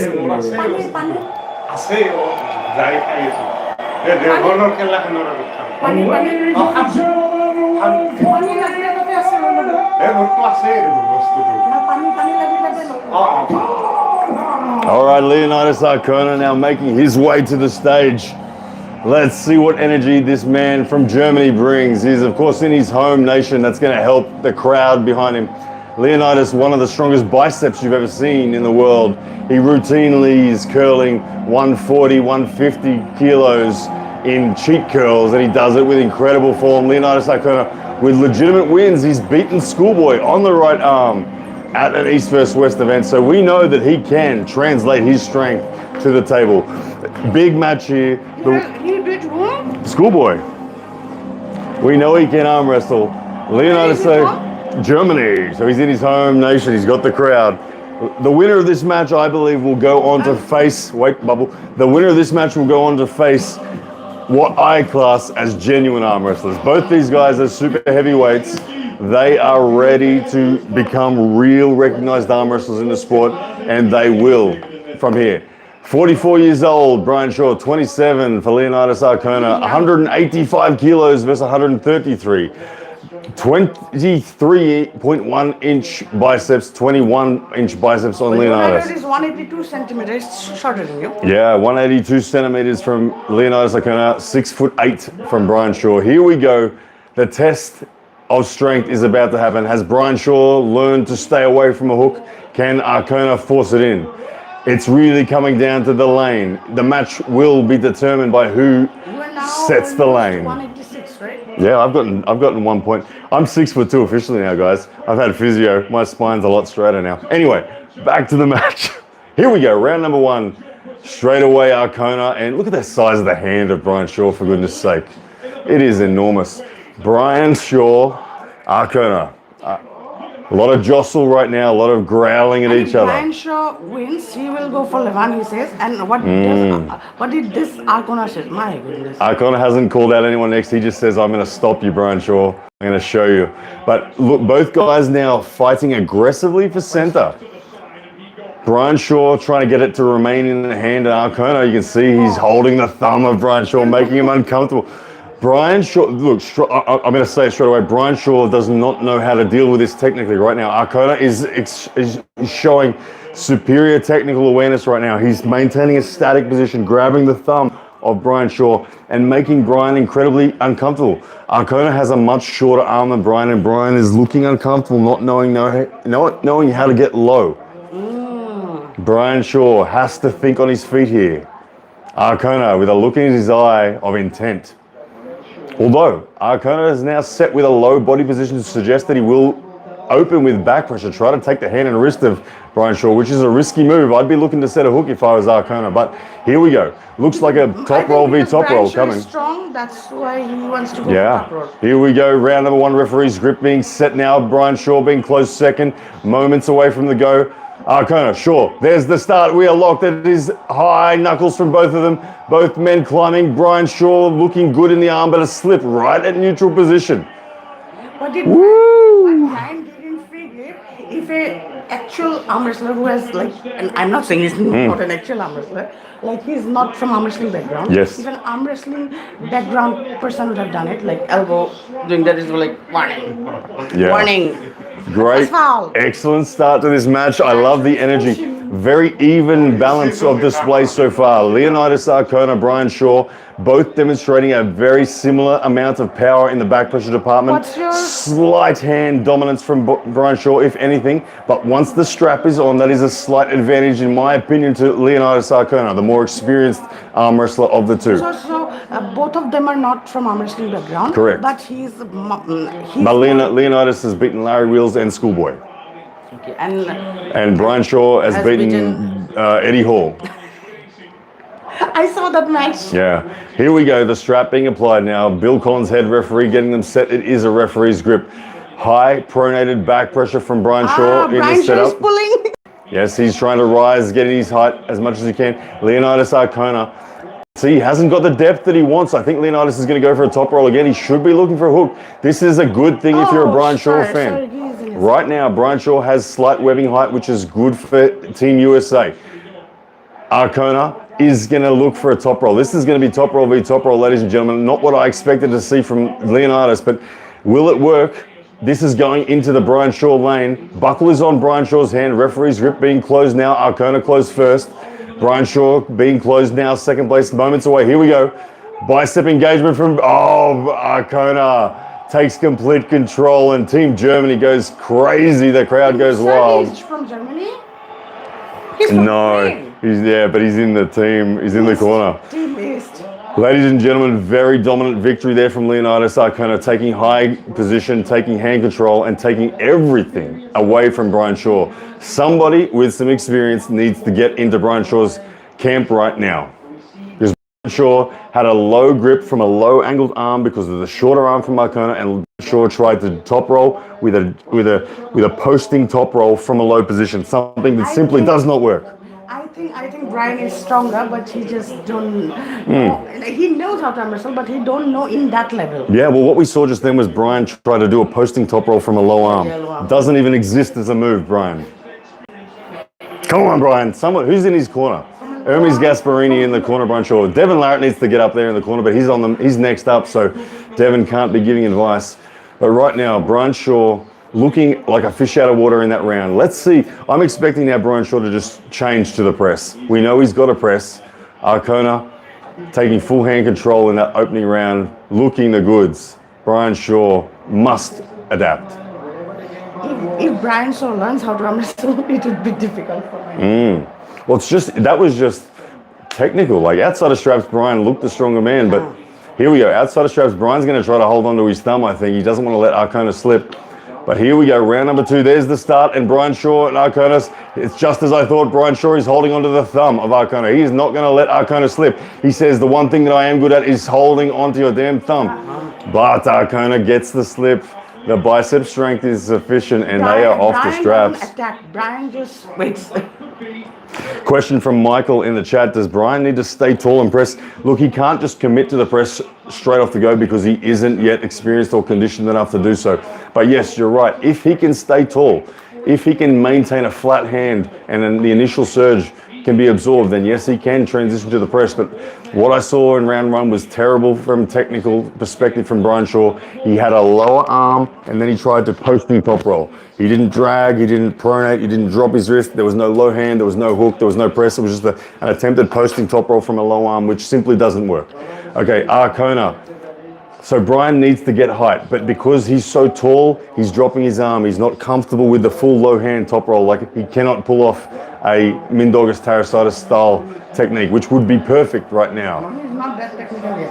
I would like to see Brian just come forward and get in a damn hook right now. That seems to me like at least an option where he gets to put his arm behind it. But Brian Shaw currently setting up in the strap once again to try and top roll.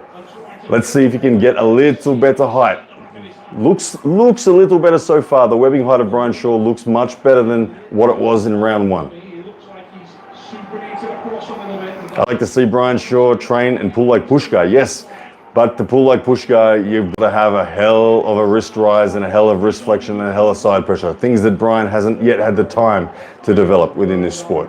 But this is a better setup. Brian Shaw's fingers are pointing higher than Leonidas this time. This will make a difference. Brian Shaw, ladies and gentlemen, he's going to be in this match. I can see it here. This one about to go. Ref script. Arona closes high. Brian Shaw, Arona. Better from Brian. This time they've gone into the hook now. Arona looking good. Brian is separated. Tries it. What is he doing? Oh, Arona is walking all over him now.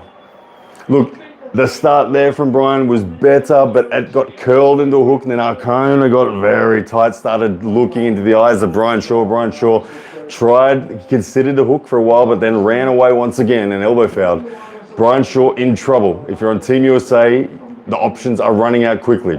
Arona looking better and better as this match goes on.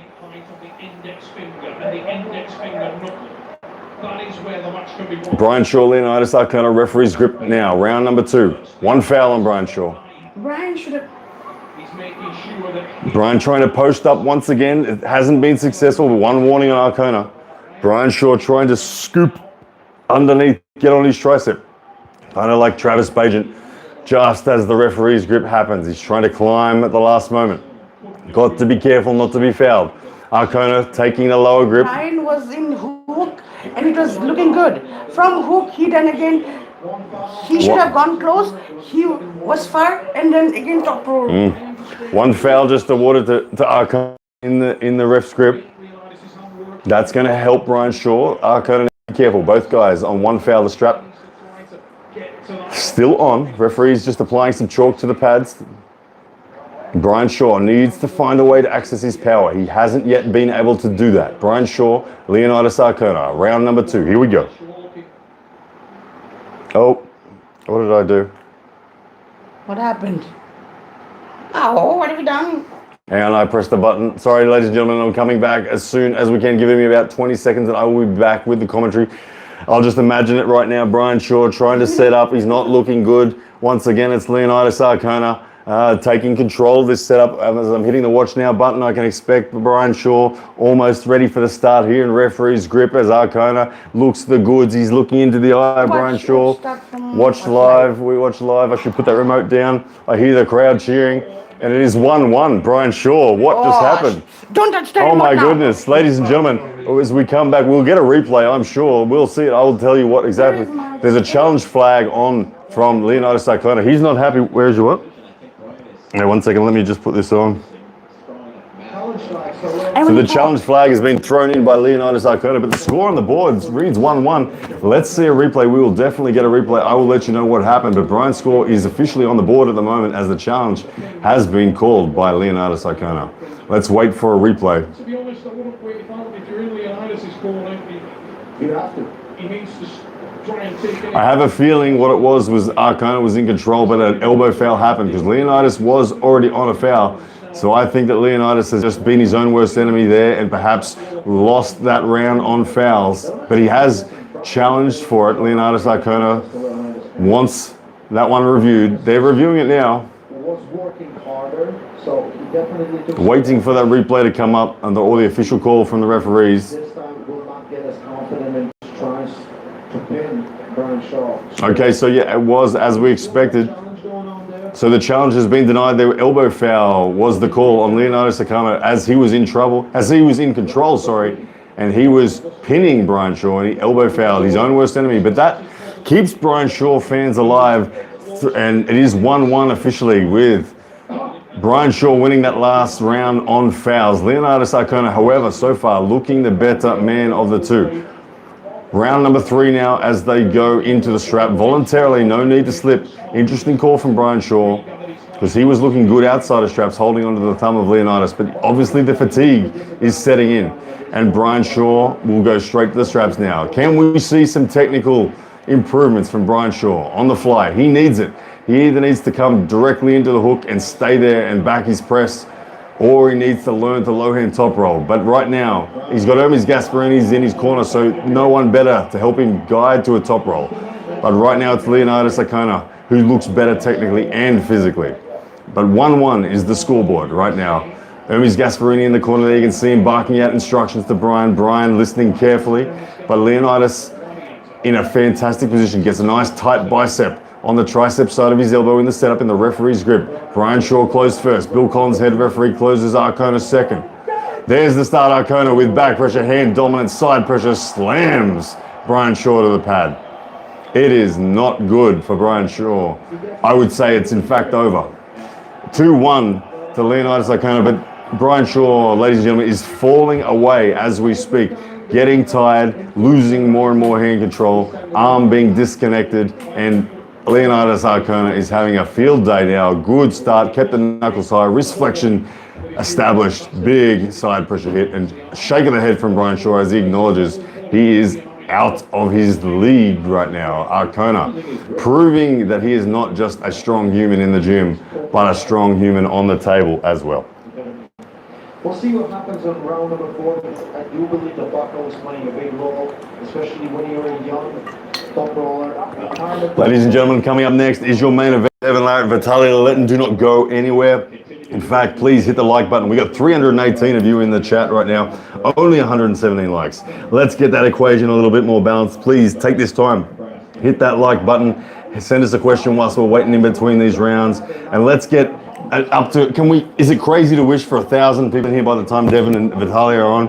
Make it happen. Send it to your mate. I think you have stopped doing this for quite some time. That's why people don't expect that you will do it. That's why people are not. I think Aussie Arm Wrestling's got 2,000 or something like that. Preep's got 2,000. Wait. Consistency. Yes, because they have been doing forever.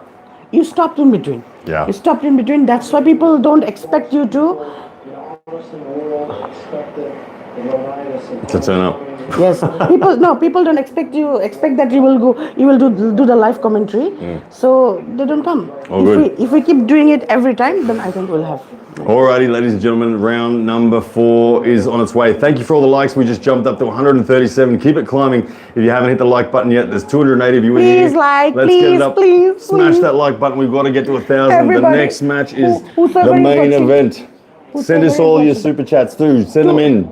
280 people are watching. Everybody, please like. I'm gonna get a new dress.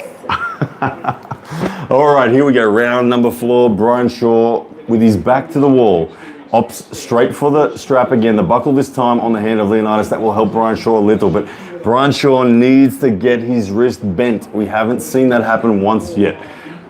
Leonidas has managed to keep him away. If you think we are best couple, ask your friends to watch our live and like a post. Like a live, what am I saying? All right, here we go, ladies and gentlemen. Referee's grip, round number 4. Only one more pin needed for Leonidas Arcona to take this victory. Decent setup from Brian Shaw. He's got to stay tall and tight, but there's to start. Leonidas Arcona has the control once again. The side pressure from Leonidas is good. The hook is being set. Look for the big side pressure. Oh, Brian Shaw is dragging off the back of the pad. Leonidas Arcona is shaking his head saying, that's not going to do it, Brian. Leonidas could have ended the match there, but he's putting on a show now to the crowd in Cologne. See, he was like this. He should come forward or keep cupping. From there, he went top roll. Brian needs to come deep inside right now, but... No, Brian needs to train. Oh, Brian's going to press. Here we go. Brian's going to press. Total change in posture. Someone's just yelled out to Brian, press, Brian, press. This is the last chance saloon here, Brian Shaw. He is going to press from the go. Leonidas will see it coming, but Brian needs to... The posture of Brian Shaw has changed. Arm wrestle or train with arm wrestlers regularly. Oh, this is the referee. Here we go. John Doe 9042. Guess what? We're not on the wrong side at all. We are in good talks with East West West. Don't worry, you'll see us there. We just haven't been active on YouTube. But here we go. Brian Shaw is setting for the press. Ladies and gentlemen, watch this one off the go. This is what we need to see. A change in the technical department. Will it be enough? I don't know, but a flop press. This live views don't have to do anything with our relationship with EVW anyway. A flop press from Brian Shaw is coming. Leonidas Arcona can see it a mile away though. Look for the hand control and side pressure from him. Brian Shaw leaning straight to that press before the go. Arcona can see it a mile away. We can all see it. Here we go. Referee's grip. Brian Shaw. Will he press or will he? He's committed to this press. The shoulder is being called back. Bill Collins won't start this match. Brian Shaw is trying to carve in so extraordinarily. Here we go. Can the press get through the Arcona bicep? We're about to find out. Last chance. Brian Shaw. Round 4. No, it can't. Big control. He turns back to the top roll. Elbow foul called on Arcona, who was just holding him. This John Doe guy, when we came live from Australia in November last year, he was doing the same thing, GVW, and I explained to him properly what... He's gone now. Yeah, to the others. I explained to him the situation in November, and now it's April. He's still there. Yeah. He has not moved on. Well, he's My gone. goodness. He's gone. We just deleted him from the channel. Here we go. Brian Shaw, absolute last chance. He's on a foul. Leonidas on one foul as well. Brian Shaw's trying to press, but Leonidas caught it easily in that last start. Here we go. Flop press from Brian Shaw. Being called up by the referees. You can't start in that position. It cannot be They're fouling Brian. They're going to end it on fouls. Let the crowd at least get the pin. What are they going to call? You cannot start like this, No, right? you can't. Yeah. Nobody starts in India like this. Okay, they're letting Brian off with a rule update here. Just letting him know you're not allowed to start fully in a flop press. His name is John Doe. He's anyway a fake account. Someone who hates us personally and just Very good. Here we go. Brian Shaw now understanding the rules. Leonidas Icona sitting on his tricep again, repeating the same formula. Brian Shaw looking for the press. Referee's grip about to get started. Brian Shaw still trying to creep in a long way, and there's the flop press. He's actually got behind it. He's got behind it. Hang on. He got behind the press, and we've got a foul on Leonidas, who ran off the back of the pad. Ladies and gentlemen, second round win. Brian Shaw 2-2. Wow. It's not over. It's not over. This has become the very back and forth kind of match. Look at that. Brian Shaw with a bit of courage committed to the flop press and actually sunk it in and got on the bicep of Leonidas, who didn't like what he felt. The match was actually, it was going down, and Leonidas dragged his elbow off the back of the pad to run away from the side pressure of the press. How old is Leonidas? Leonidas, that's 27. And Brian Shaw was 49 or 44 or something like that. Here we go, 2-2. Ladies and gentlemen, despite this match looking so much like being in control of Leonidas Icona, Brian Shaw is somehow 2-2 and might just win this match. I met Brian Shaw. Where do you meet Brian Shaw? In 2016. Oh. In Sheru Classic, he came here. He was a bit leaner. That's pretty cool. Yeah. The Sheru Classic, oh, that's like a sports event? Yes. Yeah. Sheru Classic is a big sports event in India. All right, here we go.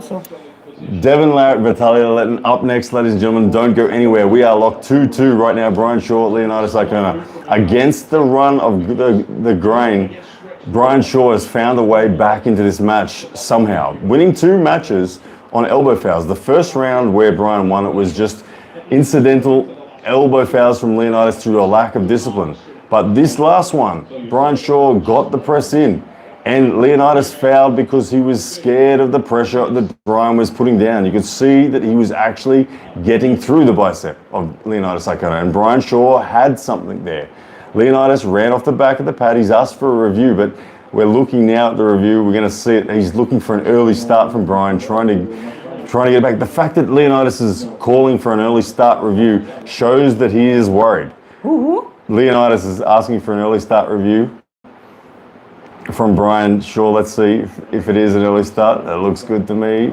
Looks good to me so far. I'm searching for the photo. Which one, Bubble? Brian Shaw. So far, 2-2, but the referee's currently reviewing the situation. I think he will press on the final round. That's the only thing that works. If Brian Shaw goes back to the top roll, it's going to be a horrible day for him, but the press did seem to have something. He just needs the courage to hit it, no matter what. Yes, I met Kai Green, Big Ramy. Very cool. Here we go, referees returning to the stage now to confirm the call. Let's see what it is.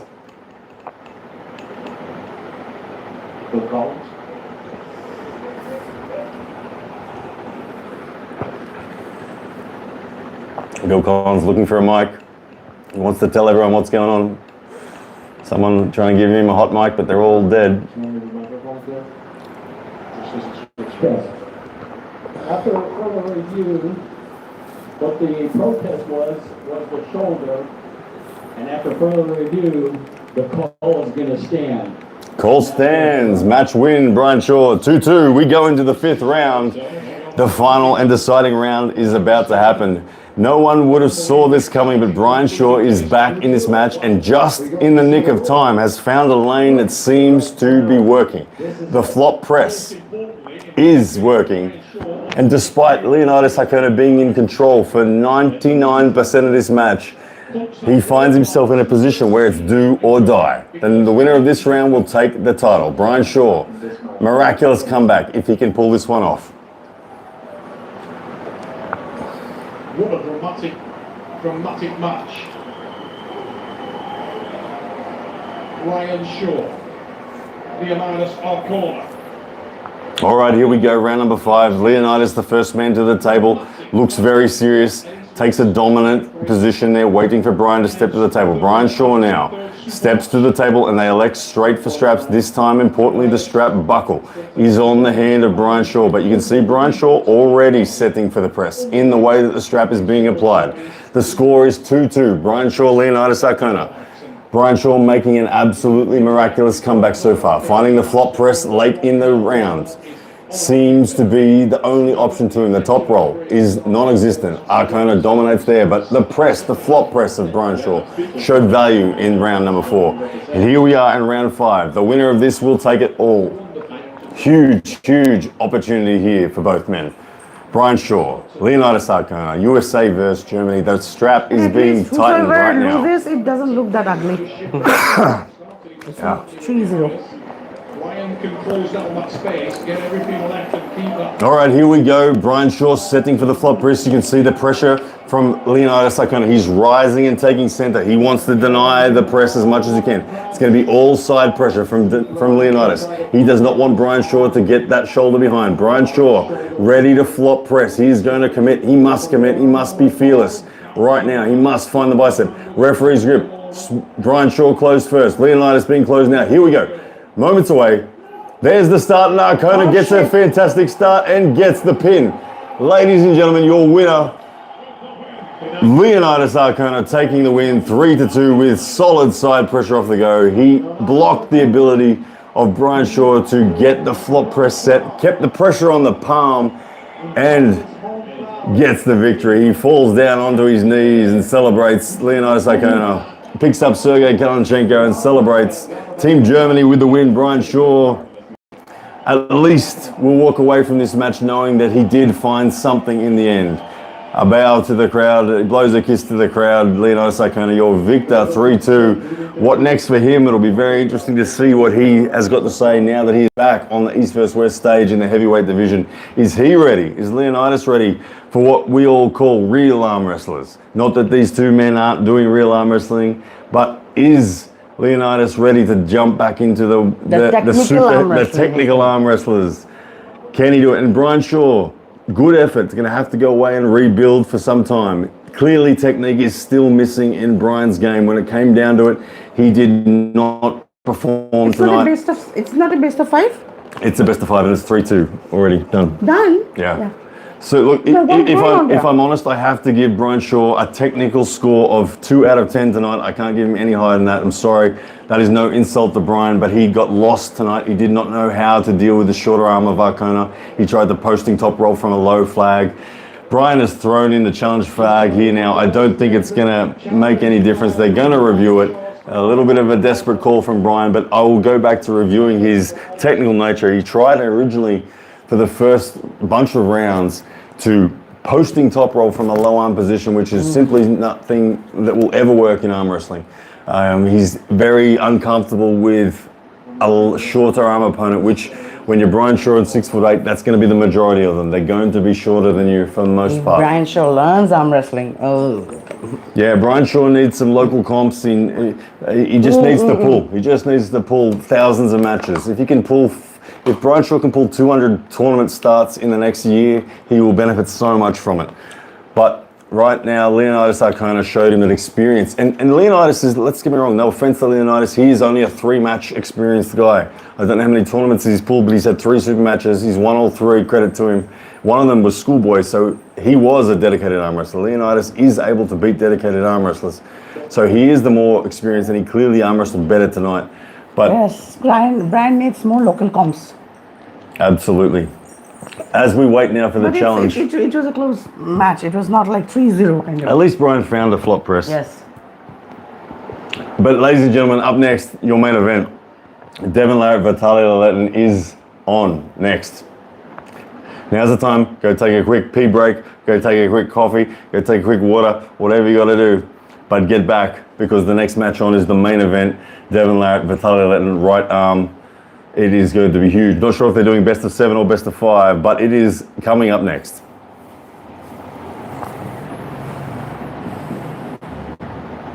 Yeah, John Brzezinski did beat Leonidas. Thank you for the reminder, Veritas. So Leonidas has a 3-1 record. You should give a call to John and ask him.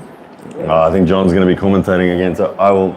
There we go. The match has been confirmed. The winner is Leonidas Arona, 3-2. People in the chat now. Oh, need to plug the charger in. Hang on, babe. Someone said, Chetna, what are you doing? What's the match? Wait. Okay. We're back on normal audio. Don't want to lose the power just as the main event I will starts. talk like this. All right, ladies and gentlemen, the Makarov, next match up. Last match. Come sit with us. I'm going to turn the volume up. Last match. Oh, you don't fit in the stream. Stay there, but I can talk about it. You enjoy. Table time is the key to yes. Hey Ryan, when you get time, what's Ladies your and prediction of the main event? Please, Ooh. everybody stand on your feet and show your love and appreciation for a strength. Let's have a listen to Brian Shaw, who's being interviewed now. Tonight is and where are you guys in India? We are in Guwahati, Assam. Bubble, please don't chat. We're going to have a listen. He doesn't want me to reply to you guys. I'm proud as hell of you. I'm also going to say, on behalf of every arm wrestler globally, thank you for coming to the sport of arm wrestling, because we love to have you, and what you're helping this sport to achieve you can see right here, and it's great to have you involved. And a lot of people have spoken to me while we've been here this week and said, hey Neil, do you think Brian is really committed to arm wrestling? Well, my God, if after watching that you don't know the answer, I don't know what to say. How was it for you today, Brian? Well, For look, I want to say thank you to everybody here. I really, really appreciate all of you guys, seriously.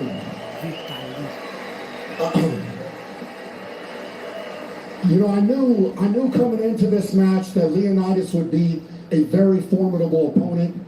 I love challenges, and I knew that Leonidas would be a big challenge for me. So, you know, taking a match like this, I'm very happy about it. And man, what a battle! What a battle, man! It was a lot of fun for sure. Brian, you're because of your prominence in strength sports and as a strength athlete, I mean, your accolades are pretty much unmatched by anyone in the world. You're never going to get any kind of match that's not super high pressure, and that makes you something of a unicorn. There's no other arm wrestler that after this period of time is in matches of this magnitude, one after the other, after the other. How much pressure do you feel as an individual stepping into a brand new environment and being thrown in there at the deep end? I'd like to face Brian Shaw. Well, I of course feel pressure, but I love pressure. I'd like to face him. Right? I always have love pressure. I love having my back against the wall, and you know, coming into this sport, you know, the level of athletes, it's no joke, right? I'm not quite 2 years in, and you know, I know that I'm going to keep progressing. I know that I'm going to keep getting better. I've learned a lot just from this match right now, you know, and that's what's exciting. You know, in strongman, I didn't win every contest, right? I wish I did, but I didn't win every contest, and sometimes you learn more from the losses than the wins, right? So you go back to the drawing board, take the good, take the bad, and keep improving, keep growing, man. So that's the mindset. Now, Brian, I know these people want to hear a little bit about your insight in the match itself. You've been known throughout your career as one of the most diligent professional athletes in strength. And I know that you prepared a game plan with your team coming in here. When you actually experienced the match, was there anything in there that you didn't expect from Leonidas? Did he throw things in and give you a different look? Yeah, I mean, he definitely did. He was strong. He was much stronger than I thought he was going to be, which was awesome. You know, so coming in, you know, the connection and the setup, you know, getting the strap connected for me is something that I'll have to work on. A couple times there, I just didn't quite feel the connection, you know, and he definitely took advantage of that in a big way. So, you know, those things in a practice setting are much easier to deal with. In a high pressure situation like this, you can't necessarily say, hey, I want to change this or change that. You just have to go, and you know, you go, right? But I learned from it, like I said, and these things, as long as you learn from them and improve on them, it's only going to get better and better. So it's fun, man. I mean, that was an adrenaline rush. I hope you guys enjoyed it. It was incredible. It really was. Good words there from Brian Shaw as well. I'll turn it down a little bit and have a bit of a chat whilst we wait for Leonidas. Look, it's interesting. Brian Shaw is in a position where he's so strong, but we've seen him lose to another guy that is also super strong with a bit more technique. I made the comment before. I said I'd like to pull Brian Shaw. The reason I said that is because I know I'm far, far weaker than Brian Shaw. I know I am far weaker than Leonidas, but I possess conditioning and technical stuff, which perhaps may give Brian Shaw the sort of balance point that he needs, where it's not strength that he feels from someone like myself, but it would be technical shapes. I would only be able to survive against Brian Shaw if I used a whole heap of technical shapes. And would he be able to respond to that? I think it'd be interesting, because he's so strong that the consequence of him being out of position against me wouldn't be so bad, and he would probably feel things. But anyway, I wouldn't mind pulling Leonidas through. Leonidas, super strong, better arm wrestler, but more of a length arm that I can deal with. But anyway, we'll see what happens as Leonidas Arona now comes up to the stage. Let's see what he has to say. Leonidas may step into the spotlight. Wow! But yeah, Brian Shaw, if you want to go, let's do it. When you came out here tonight, the roof came off this building, and I could see the emotion just absolutely firing through you. Well, Neil, I know it's Germany, but give me 2-3 things I want to say in English. The first thing is, now I understand why he's 4 times strongest man in the world. Guys, can you believe how fucking strong he felt? And I'm going to tell you one thing. If he's going to continue in this sport, Devon, you might be in trouble one day. You might be in trouble one day. Leonidas saying Devon might be in trouble one day. 2 years. This guy is a freaking juggernaut, honestly. And now, Neil, I have to say a couple of things in German. Okay. Leute, es war so geil. Vielen Dank für einen der geilsten Abende meines Lebens.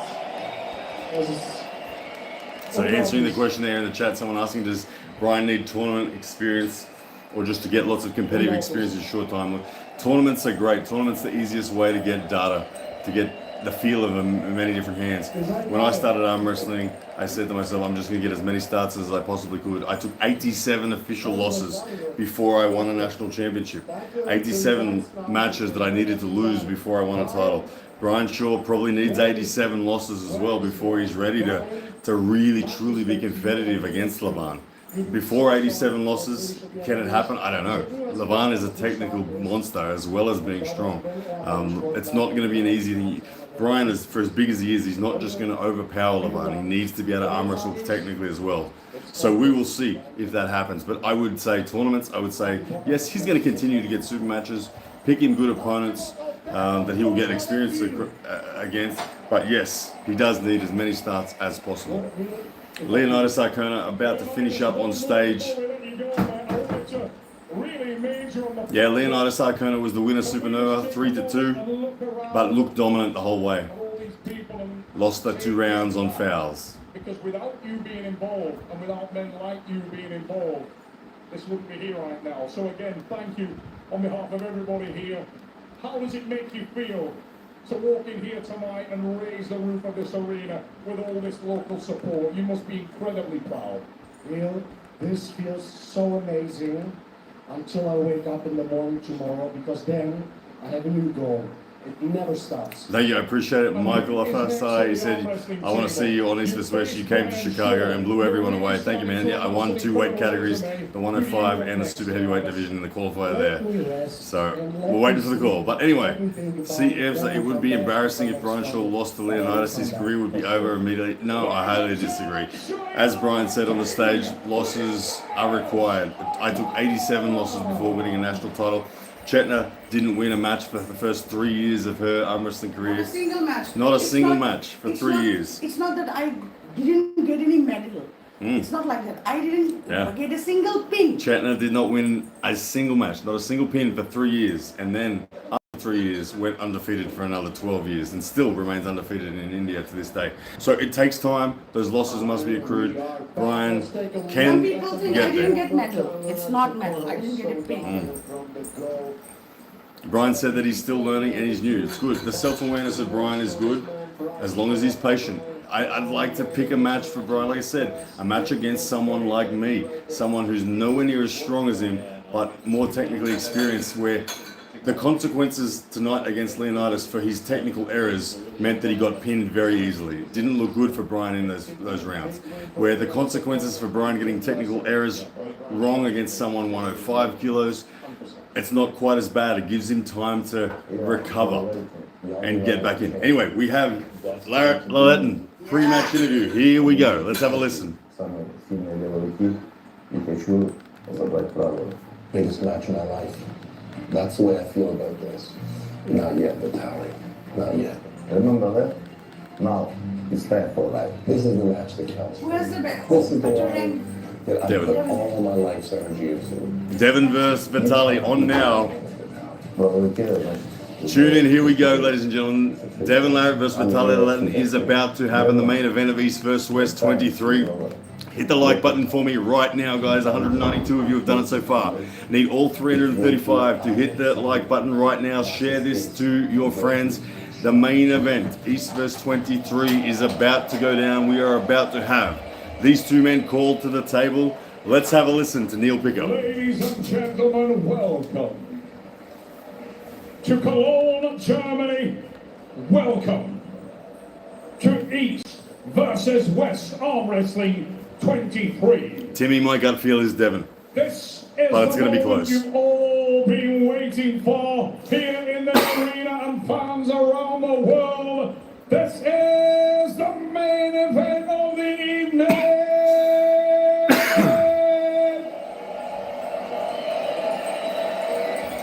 We are in the men's super heavyweight division of East versus West. And ladies and gentlemen, here we go. We are close to the summit.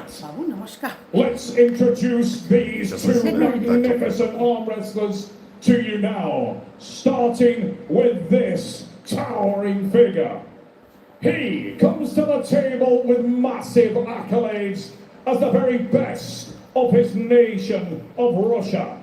He is a multiple national champion, EAF European champion, and many-time WAF champion of the world.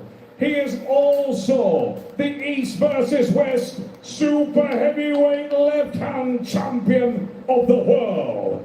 And tonight, he tries to take one more painful step towards the summit of the right arm. Cologne, Germany, and everyone watching around the world, please welcome the Siberian Bear,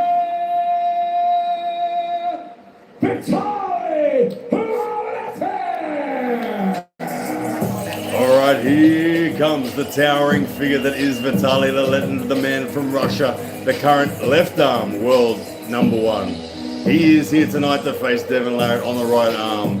Ranked #2 versus ranked #3. Looking for one more step towards the overall mountaintop that is Leton. But tonight, Vitaly Laletin, he walks out looking in a good mood. He's shaking the hands of all the crowd members as he walks past. Casual, calm, and confident is what I would describe Vitaly Laletin right now. You can see there's already a sweat on his forehead. He's been warming up in the back room. He is ready to go. The towering 6'8" arm wrestling specialist out of Russia. We know him for the top roll hit, the side pressure, the flop press if needed. Can he do it? Here we go, Devon Larratt next. Gentlemen, I would like to welcome Vitaly's opponent into the arena. More than 20 years ago, a stone was dropped into the pond in Big Island, Ontario, Canada, and a ripple formed. And it rolled, and it grew, and it rolled again, until it grew into a towering wave and washed away all before it to become the greatest arm wrestler in the world on both the right and the left arm. The titles were lost and adversity was faced, and the pursuit began to once again climb to the summit of the sport that he loved. And tonight, he continues to drive towards that objective. Ladies and gentlemen, now, about to make his approach to the table and into the arena, is the most universally recognized arm wrestler of all time.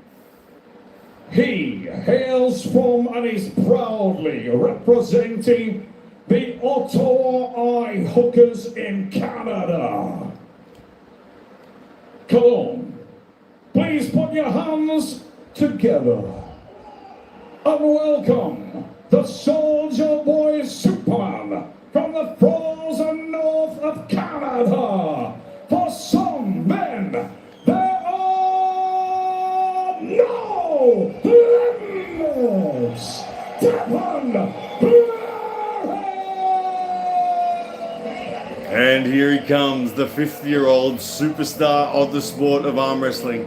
This man has carried the sport for the last decade. He has risen the sport to a level that has never been seen before.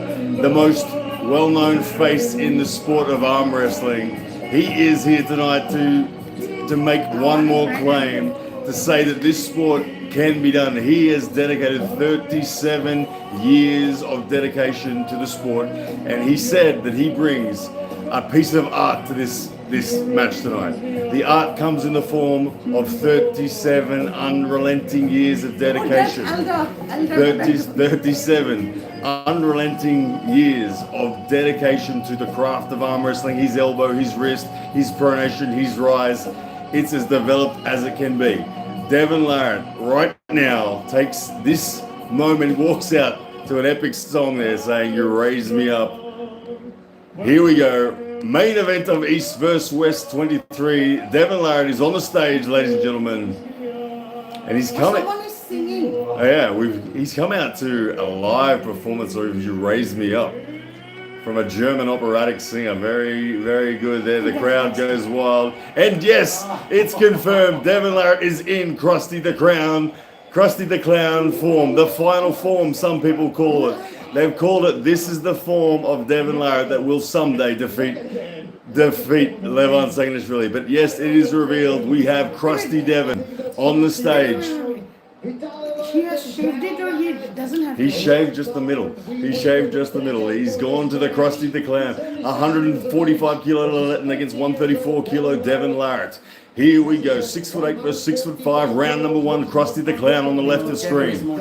Look at the head of Devon. It is the ugliest head in the sport, but it is there and it means business. That one is, man. That's taken it another level. But Devon Larratt, he knows how to get in the minds. Let me commentate, baby. Listen, he knows how to get in the minds of his opponents here. Vitaly Laletin and Devon Larratt. Let's look at the exchange. Devon Larratt looking to start early. He's already pinning Vitaly Laletin, who gives zero resistance. The referees are telling Devon Larratt, take a grip, otherwise I will foul you. Because no grips are being taken at the moment. It's just everyone sitting there. Ref's grip has already been called. Devon Larratt, Vitaly Laletin, the tension's high. Pure focus from Vitaly Laletin, not a word said from the Russian yet. Devon Larratt, on the other hand, had been chatting all night already to the referee and Vitaly. But here we go. Referee's grip out of straps, round number one. Do not blink, guys. Devon Larratt in Krusty the Clown form. Vitaly Laletin, focus, pure, not a sound from him. Here we go, ref's grip, hands are closed. Early start from Devon Larratt. Vitaly lets it go. No foul given. Lucky there. Devon was already on a warning. He did appear to go early. You can see the pronation drag being set. Vitaly Laletin did not move, did not respond. Right now, ref's grip, round number one, thumbs are down. Vitaly Laletin closed first, Devon being closed second. Here we go, the start moments away. Round one, big start for Vitaly Laletin. The wrist of Devon gets dumped, rolled, and fishing poled out of there. Slip, and we are off to the strap match. But Vitaly Laletin's side pressure looks huge then, ladies and gentlemen. Devon Larratt walks away, takes a deep breath. No look of panic yet in the eyes of anyone. Devon looking very casual, like some crazed man who's on the loose out of an asylum, but he is there and he is talking. And look at that! Look at that head! My goodness me, that is the ugliest head the sport has ever seen. But my goodness, It's bringing some strength in the form of pronation tonight. Morozov looking on there in the corner of Vitaly Laletin, who is incredibly focused. Devon Larratt talking to the referee, teaching the referee what the hell's going on. Vitaly Laletin not playing any of the games yet. Not a word spoken from the towering Russian. As we get to 505 people in the chat, good on you guys. Hit the like button for me, hit share, and we'll get to 1,000. Vitaly Laletin, Devon Larratt, first round straps. Right now, no fouls on anyone, just one warning on Devon Larratt. Vitaly Laletin looking across to his corner. Some words of advice being mentioned there. A lot of talk coming from Devon Larratt. We know that he is a master of manipulation in the psychology as well as the physicality. Look for the pronation and the drag of Devon off the go. Vitaly Laletin, the nerves are rattling here in the room here. Chetna's nervous, Raj is nervous. Devon Larratt talking, he's demanding the strap be tightened. He wants that strap as tight as possible. We know that Devon loves a tight strap. A deep grip, dragging pronation is his specialty. Thumb pronations. What do you want? Jody in the corner now, screaming instructions as well. Still, not a word from Vitaly Laletin, who is focused. Expect a huge hit from Vitaly Laletin. Will the match go Vitaly's way off center? Will Devon stop him at center? Here we go, a lot of tension. Referee's grip is on. Vitaly Laletin, still no words. Auden Larratt looking on from the corner. A lot of talk from Devon. Vitaly waiting, poised, carefully, not loading. Devon Larratt about to punch on with referees because the referees are not happy with what's going on, but still. High knuckle position from Devon Larratt. He wants the strap tightened. Vitaly Laletin relaxing his wrist, not engaging in this battle. Okay, referee's grip is being attempted once again. Devon Larratt, Vitaly Laletin, round number one. Here we go. Devon not happy with his fingers being pulled down. Webbing looks even to me. Thumbs being closed. We're a moments away from a start. Devon closed first. Vitaly, here we go, ladies and gentlemen. The match is on, and there's the start. Big side pressure from Devon, from Vitaly Laletin. The stop is on from Devon Larratt. The flop press attempt now. Side pressure surging from Vitaly Laletin, 1 inch away from the pin. The commitment to the flop press is coming now. Vitaly Laletin. Devon Larratt shouting, I got you, Vitaly. I got you, Vitaly. Vitaly, 1, 2, 3, 4 surges. Now commits to a defensive press. Vitaly Laletin. Devon Larratt starting to smile. Devon Larratt starting to laugh. Devon Larratt holding up the flop press of Vitaly Laletin, who is driving again, but Devon holding about 4 inches above the pad. Devon Larratt, the Krusty the Clown version of Devon Larratt, is starting to shake through his body as he looks to try to take control and bring the match back to center. But Vitaly Laletin is holding. Elbow foul. Who's it on? Goodness me, ladies and gentlemen, we have got a match right here. From this, hey, you. Yeah, from this position, he was in the winning position. From this, he became this. Absolute craziness here. Oh my gosh. Round number one foul on Devon Larratt. Look, Devon Larratt was in a phase there where he was in control. He was talking to Vitaly saying, I got you. But Vitaly not letting that psychology get to him. He couldn't get through. He was doing these side presses surges. And then Vitaly said, okay, if I can't pin you, I'm going to create a defensive wall in an offensive space. And he did exactly that. He flop wrist defended. He committed his shoulder deeper. And Devon then put the effort on to try to squeeze out of there. Started to shake. Couldn't get out and elbow fouled in the process. And now, Vitaly Laletin breathing deep, arm above his head, trying to get the blood out of his hand, whilst Devon Larratt argues with the referees. Round number one still alive. Oh my God. Intense match, the Krusty version of Devon Larratt on the stage. The first time revealed such form. Vitaly Laletin. Still not a word spoken from him, but breathing heavier now, both men. Devon Larratt, Vitaly Laletin. Vitaly's setting with hips away, that classic John Brzenk style hips away during the strap. Allows him to get a little bit more extra height after the strap is tightened. Devon Larratt wants the strap tightened. He's demanding it to be tightened. He's demanding to be having his knuckles shown. Nervous Jody Larratt in the corner looking on anxiously.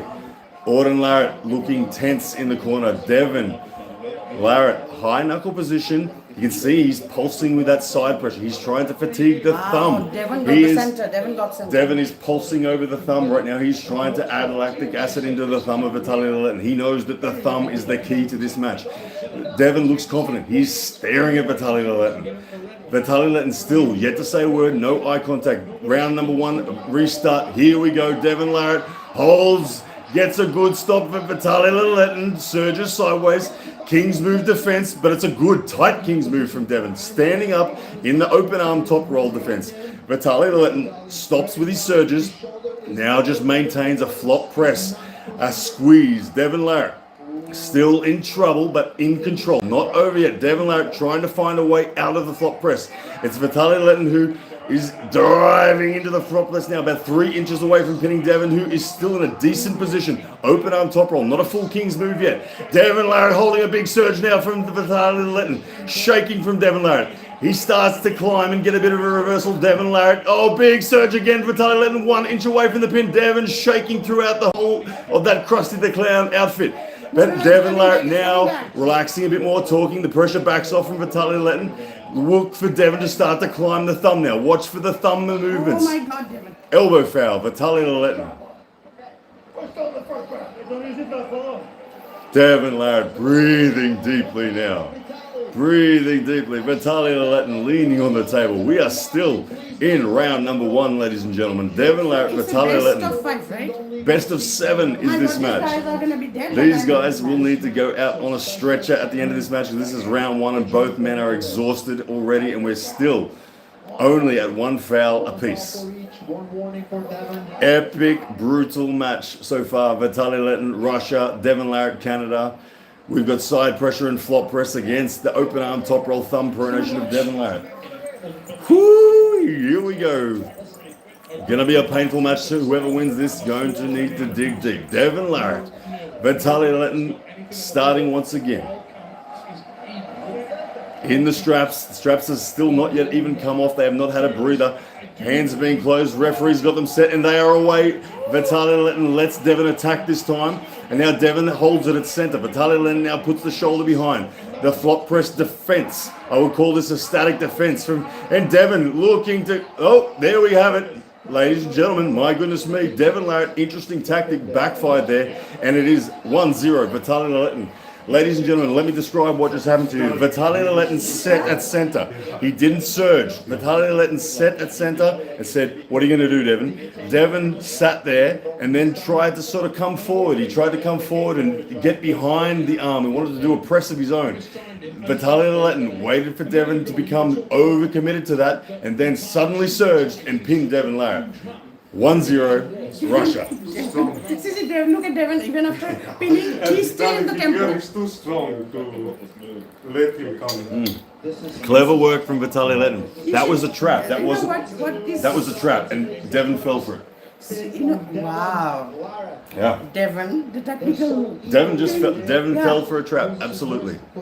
Devon tells people never take what's being given, and he took what's being given. Devon did take what was being given, and he felt what seemed like a fatiguing side pressure from Vitaly Laletin, and Devon made attempts to start to close in and press himself. And as he tried to squeeze in, Vitaly Laletin waited for the right moment to where Devon could no longer get back to the top roll defense. And as soon as he crossed that line of commitment, Vitaly Laletin revved the engine, flop press for the pin. 1-0, Vitaly Laletin. Devon's expressions are very interesting, very funny and very... Yeah, but right now, look, both guys, absolute red line. Both are using everything. No one is ahead physically yet in this battle. It might be 1-0, but it is even. This side, time, outside of straps, 1 elbow foul, Devon Larratt. Vitaly Laletin says to Devon, if you want to get straps, you're going to have to earn it. And Vitaly is holding onto the thumb, 1 foul, Devon Larratt. Thin ice now on round number 2.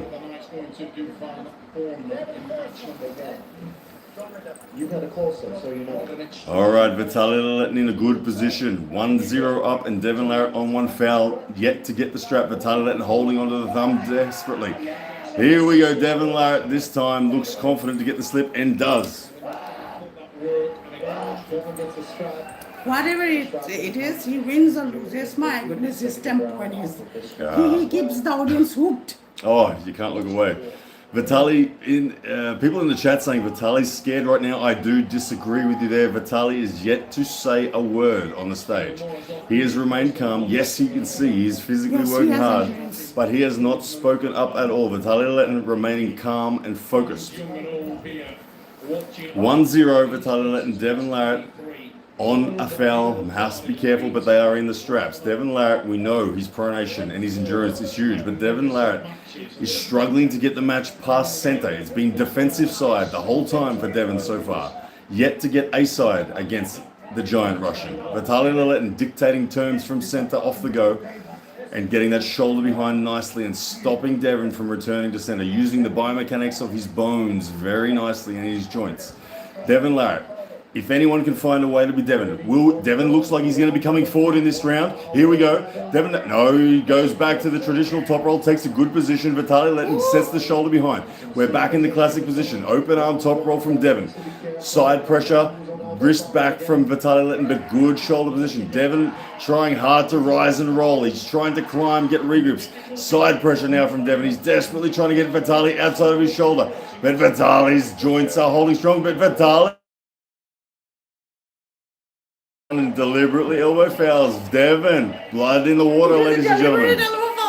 Deliberate elbow foul from Vitaly Laletin. He did not like what he was feeling. Devon had found an angle that was working. It was a pivoting open arm top roll, twisting of his whole body through that locked position that Devon had achieved. He was turning a defensive position into an offensive maneuver using the posture of his entire body. And Vitaly Laletin did not like it and deliberately elbow fouls. Yeah, his hand was from flop press, his hand was going like this and then he... Oh, amazing match here. Vitaly Laletin 1-0, Devon Larratt, one foul apiece, but found a lane there. Here we go. Russia screaming orders from the corner. Vitaly Laletin, same position again.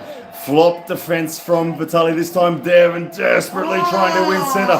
Here it comes. Devon Larratt fans make some noise. Devon Larratt has his shoulder behind. The press is coming in. There it is, ladies and gentlemen. Devon Larratt pins Vitaly Laletin 1-1. Goodness me.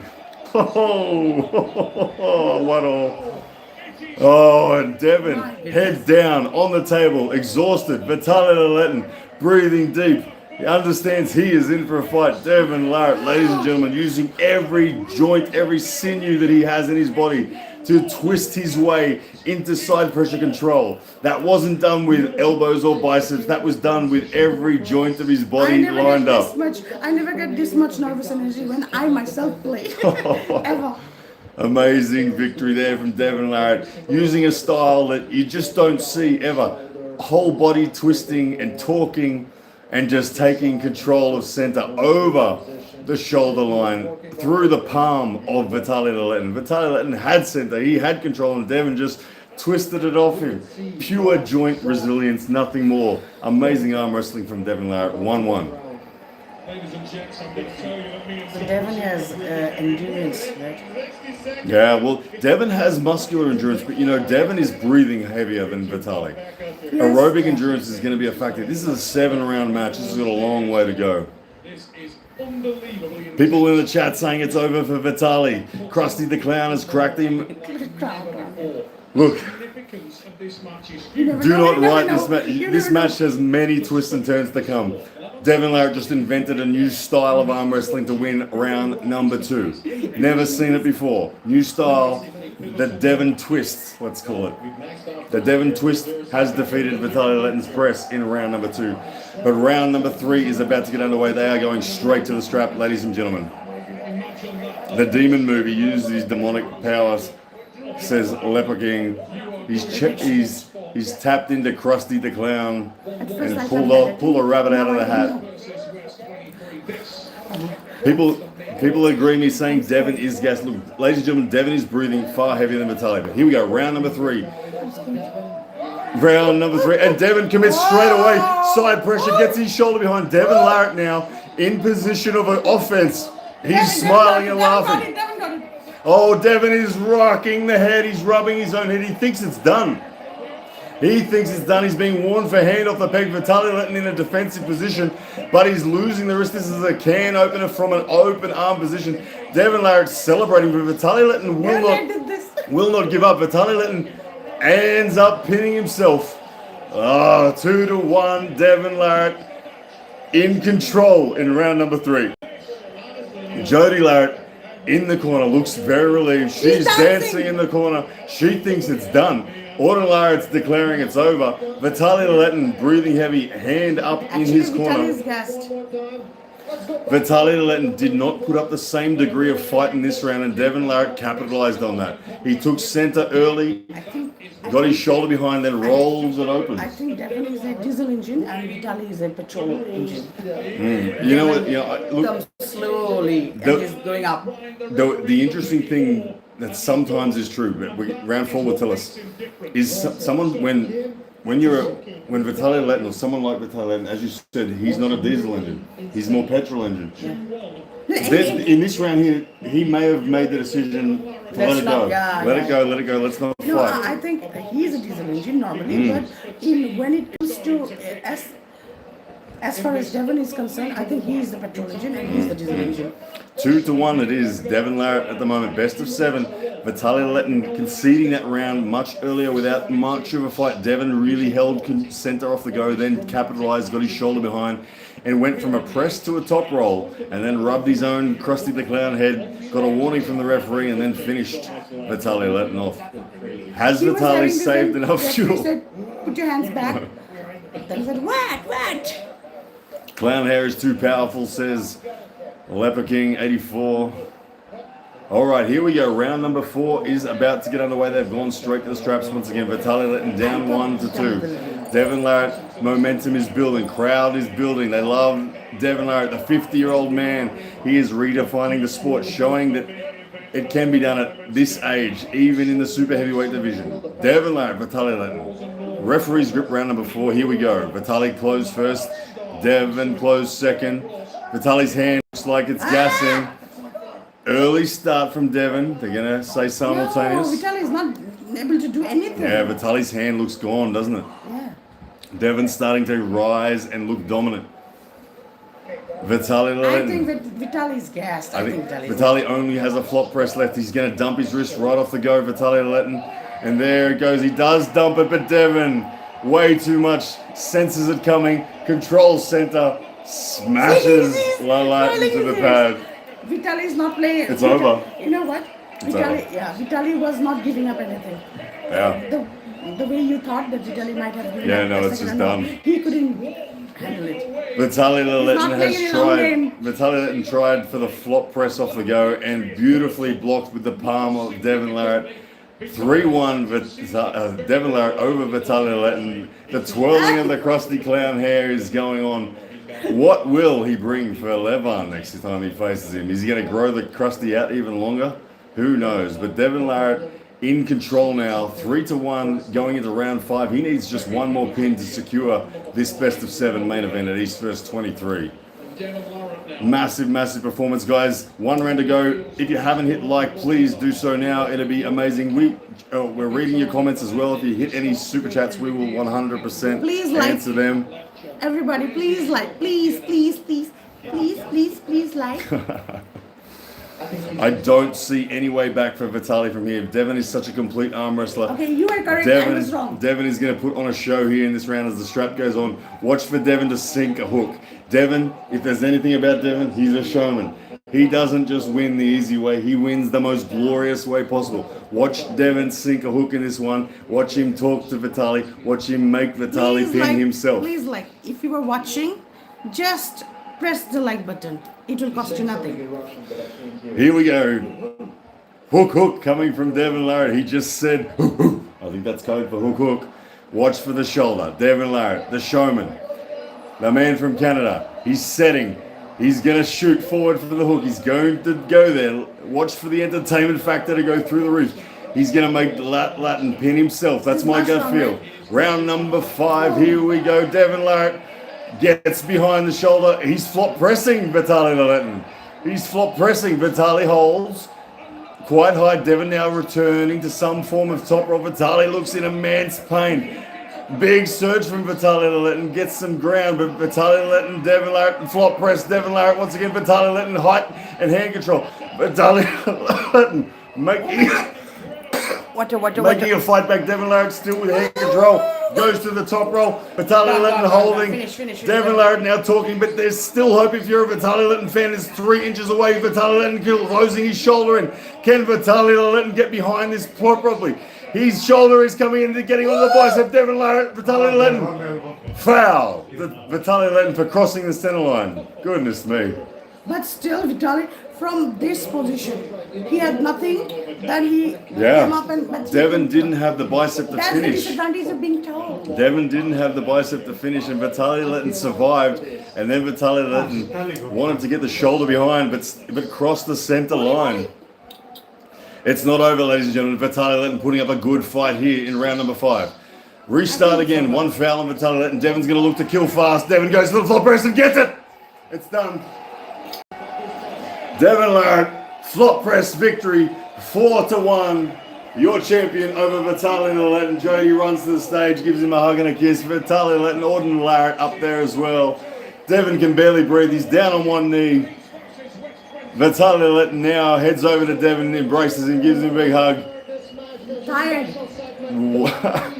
Look at Devon's eyes. Devon Larratt has escaped from the asylum and defeated Vitaly Laletin. He does the juggle. Shows that he is in clown form, evil clown. Have you seen when he hugged Vitaly? He made his eyes go like this, means you made me like this. Yeah.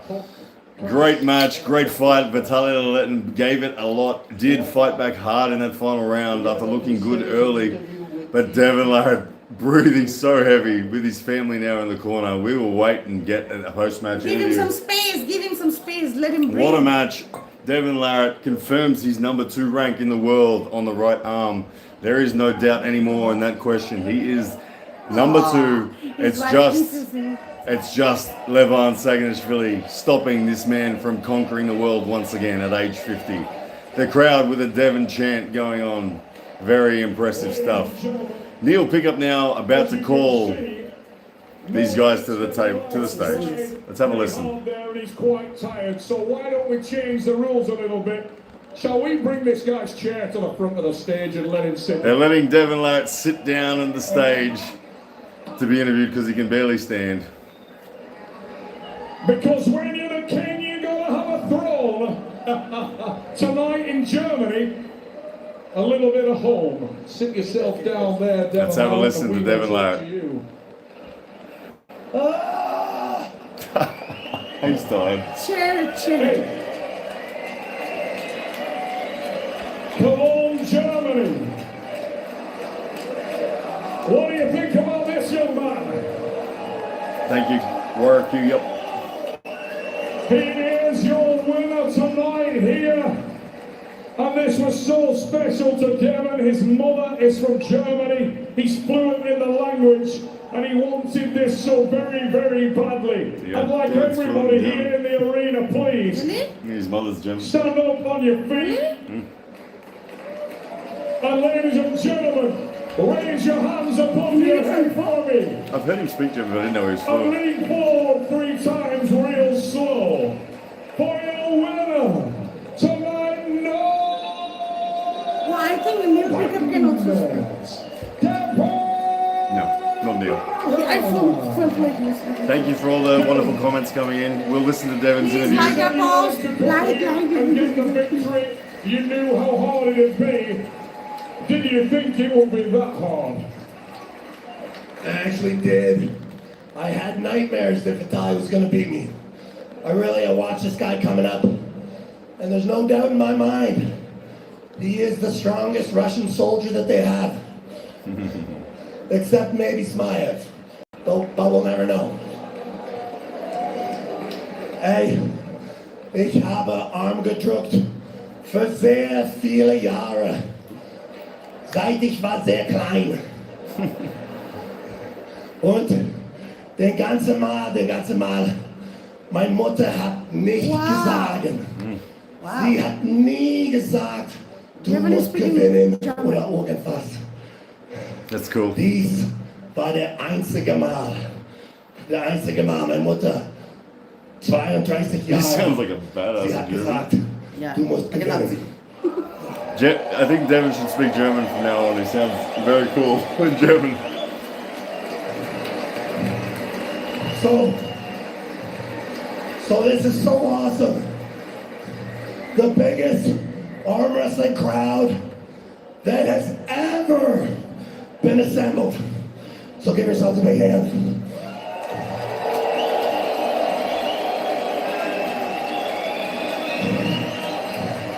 The Germans. Come to India, East West will be even bigger.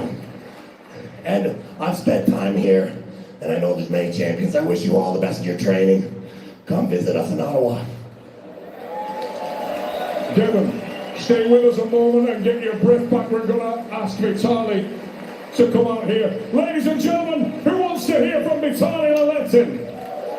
Devon will be coming back to the mic again. We're just going to give him a breather, let Vitaly say something. Ladies and gents, please show your love for this man. He is a warrior. He is one of the best of us.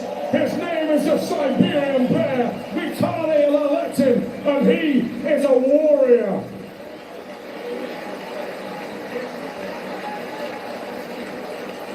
Vitaly, you're a professional arm wrestler and your job is to win and to entertain. And tonight, you may not quite have won, but you most certainly did entertain, and the fans absolutely love you for it.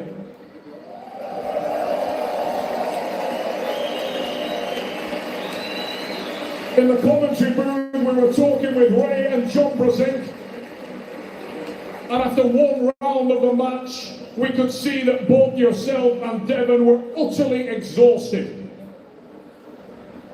How hard was it to keep your mental focus at that stage of the match? Всех рад приветствовать, спасибо, что переживали, болели. Мне всего 36, и я только начинаю подниматься к высотам в этой карьере, поэтому не расстараюсь, не переживаю, Девону проиграть мне не стыдно. Devon красавчик, молодец, но мы сейчас не встретимся. First of all, thank you everyone here. Thank you for the supporting.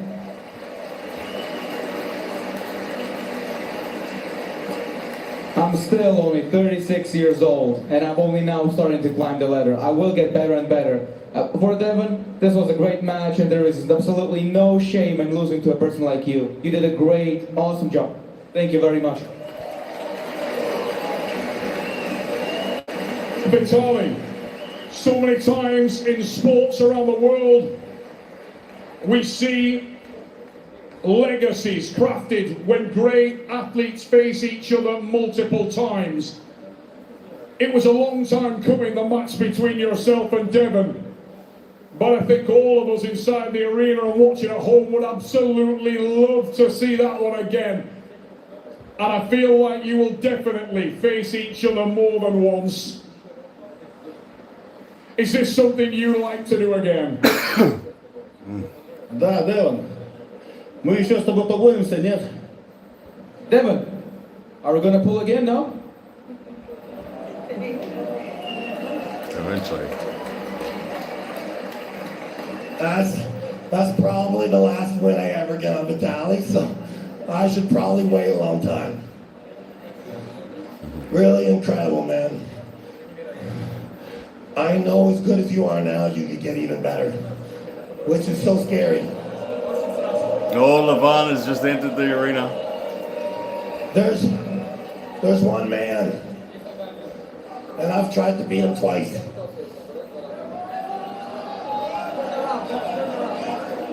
Oh, Levon has just come up. Levon has just come up behind Devon. So cute. Levon is so cute. Great match. Guys, we are incredible. Levon on the mic now. So, how many times I beat you, you beg. I beat you, you beg. What can I do? You know, Levon, as big as you are, I am far stupider. And you know I will try again.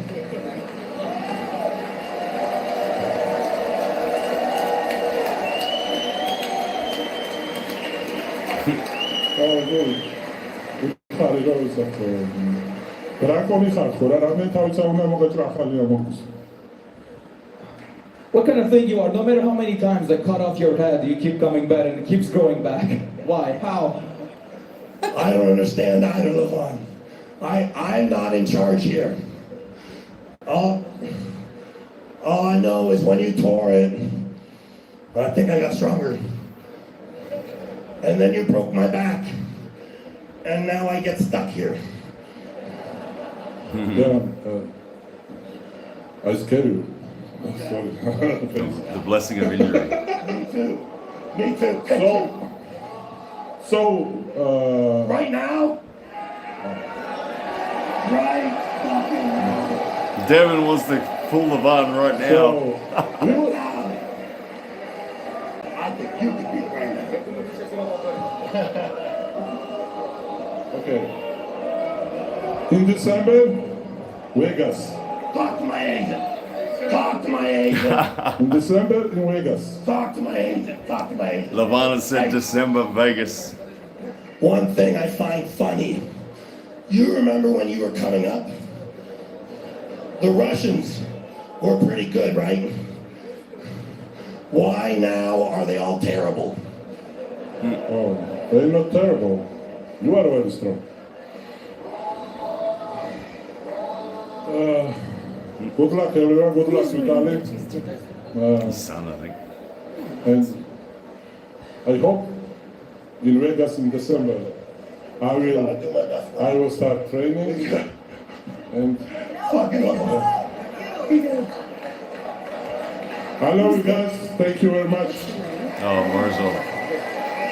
There you go, Lavana said December, Vegas for the next edition. Amazing event. Thank you very much. Devon Larratt v Vitaly Laletin for the #1 rank in the world, December. As Levan makes his way off the stage now, let's see if that concludes the event. We see a few replays here of the This event. amazing matchup, the main event of East versus West. Yeah, that looks like it is a wrap. So let me now recap the whole event for you, Bubble. Can I have your phone, please? Will you give me, please give me 1.5 minute? 1.5 minute. All right, guys, I'll go by memory. Let's see what the matches all were. Let's go back to East versus West.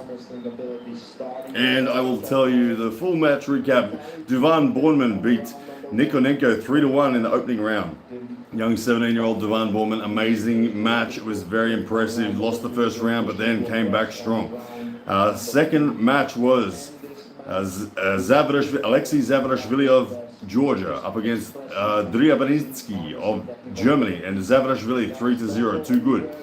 Zurab Tabrizi of Georgia up against Mayan Strenagras. Mayan learned a very tough lesson in this match. Mayan looked so strong. He was flash pinning Zurab Tabrizi. Round 1, round 2 was all one-way traffic.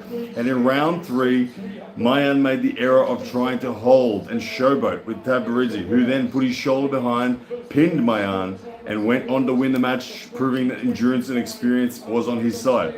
Rickard Borneman then came out and stomped Lars Rabakin. Lars Rabakin only being able to slow the South African down with a King's move that lasted only momentarily, but Borneman crunched him in the end, 3-0. Rickard Borneman making a big claim to be in the top 10 overall ranks of the world now, calling out Jerry Carteret for his next match. Egla Vaitkut dominated Sari from Turkey with a 3-0 dominant win. Betkili Oniani on the left arm defeated Rustam Babayev 3-2, although only through fouls did Babayev get on the board. Oniani looked completely in control the whole time. One of the big upsets of the night, Aymeric Pradines dominated Matt Mask 3-0. Aymeric Pradines was your victor there, forcing Matt Mask into a hook round after round. Ayan Takanaka for the right arm featherweight world title 60 kilo match up against Sahin, who was on debut from Turkey. It was Takanaka in complete control, hand control, side pressure, looked awesome. Morozov and Muratov absolutely monstered Morozov. Insider strap, outsider strap. Alazan Muratov proved that he is the best hooker in the world on the left arm, crushing Artem Morozov and making a claim for him to get to face Vitaly Laletin on the left arm. Makarov v Terasitus was a world title match at 70 kilos. Makarov too good. The side pressure was too good for Terasitus, who was unable to take the wrist of Artur Makarov at any point throughout the match.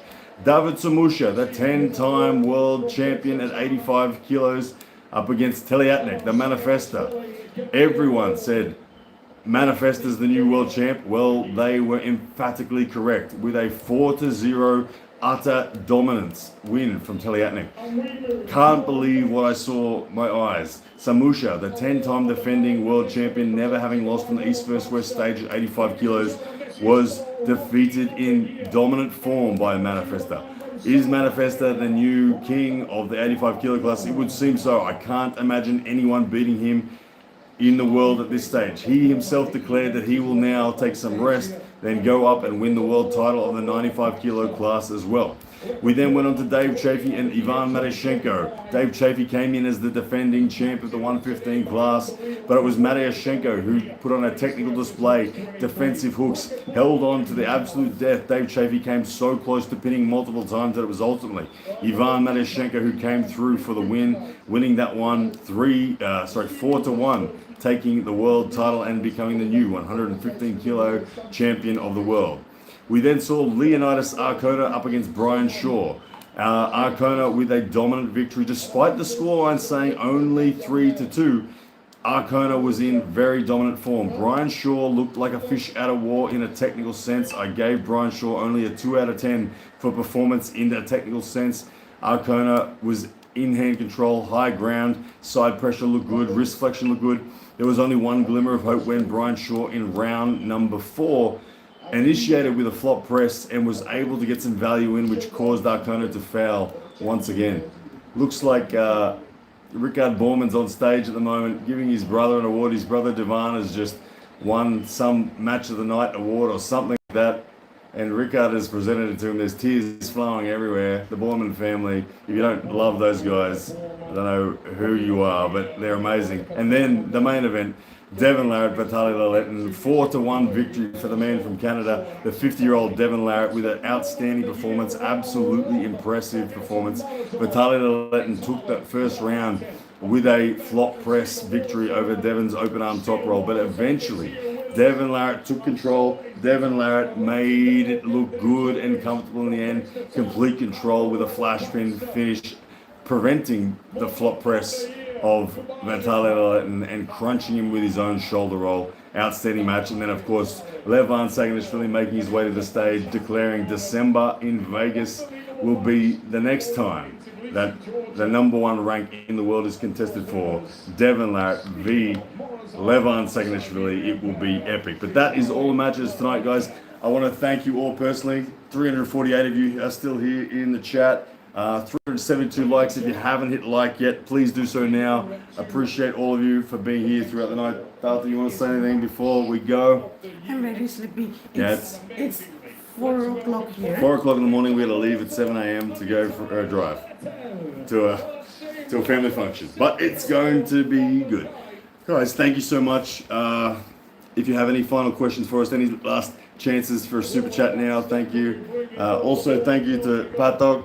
Patok's down here, he's been watching. He helped throughout all those moments where we lost power. Patok was holding up the light for us. Thank you, Patok. You're a legend, brother. But guys, truly, from the bottom of our hearts, thank you for the support. We hope to be involved in an East vs West event not too far in the future.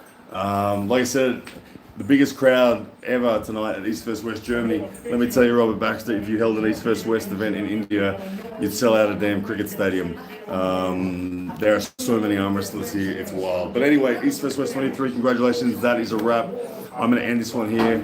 I'll do a quick wrap-up video of my favorite moments of the night that I'll drop in the next 10 minutes or so. Thank you very much, guys. Have a good night wherever you are in the world, and we will see you next time.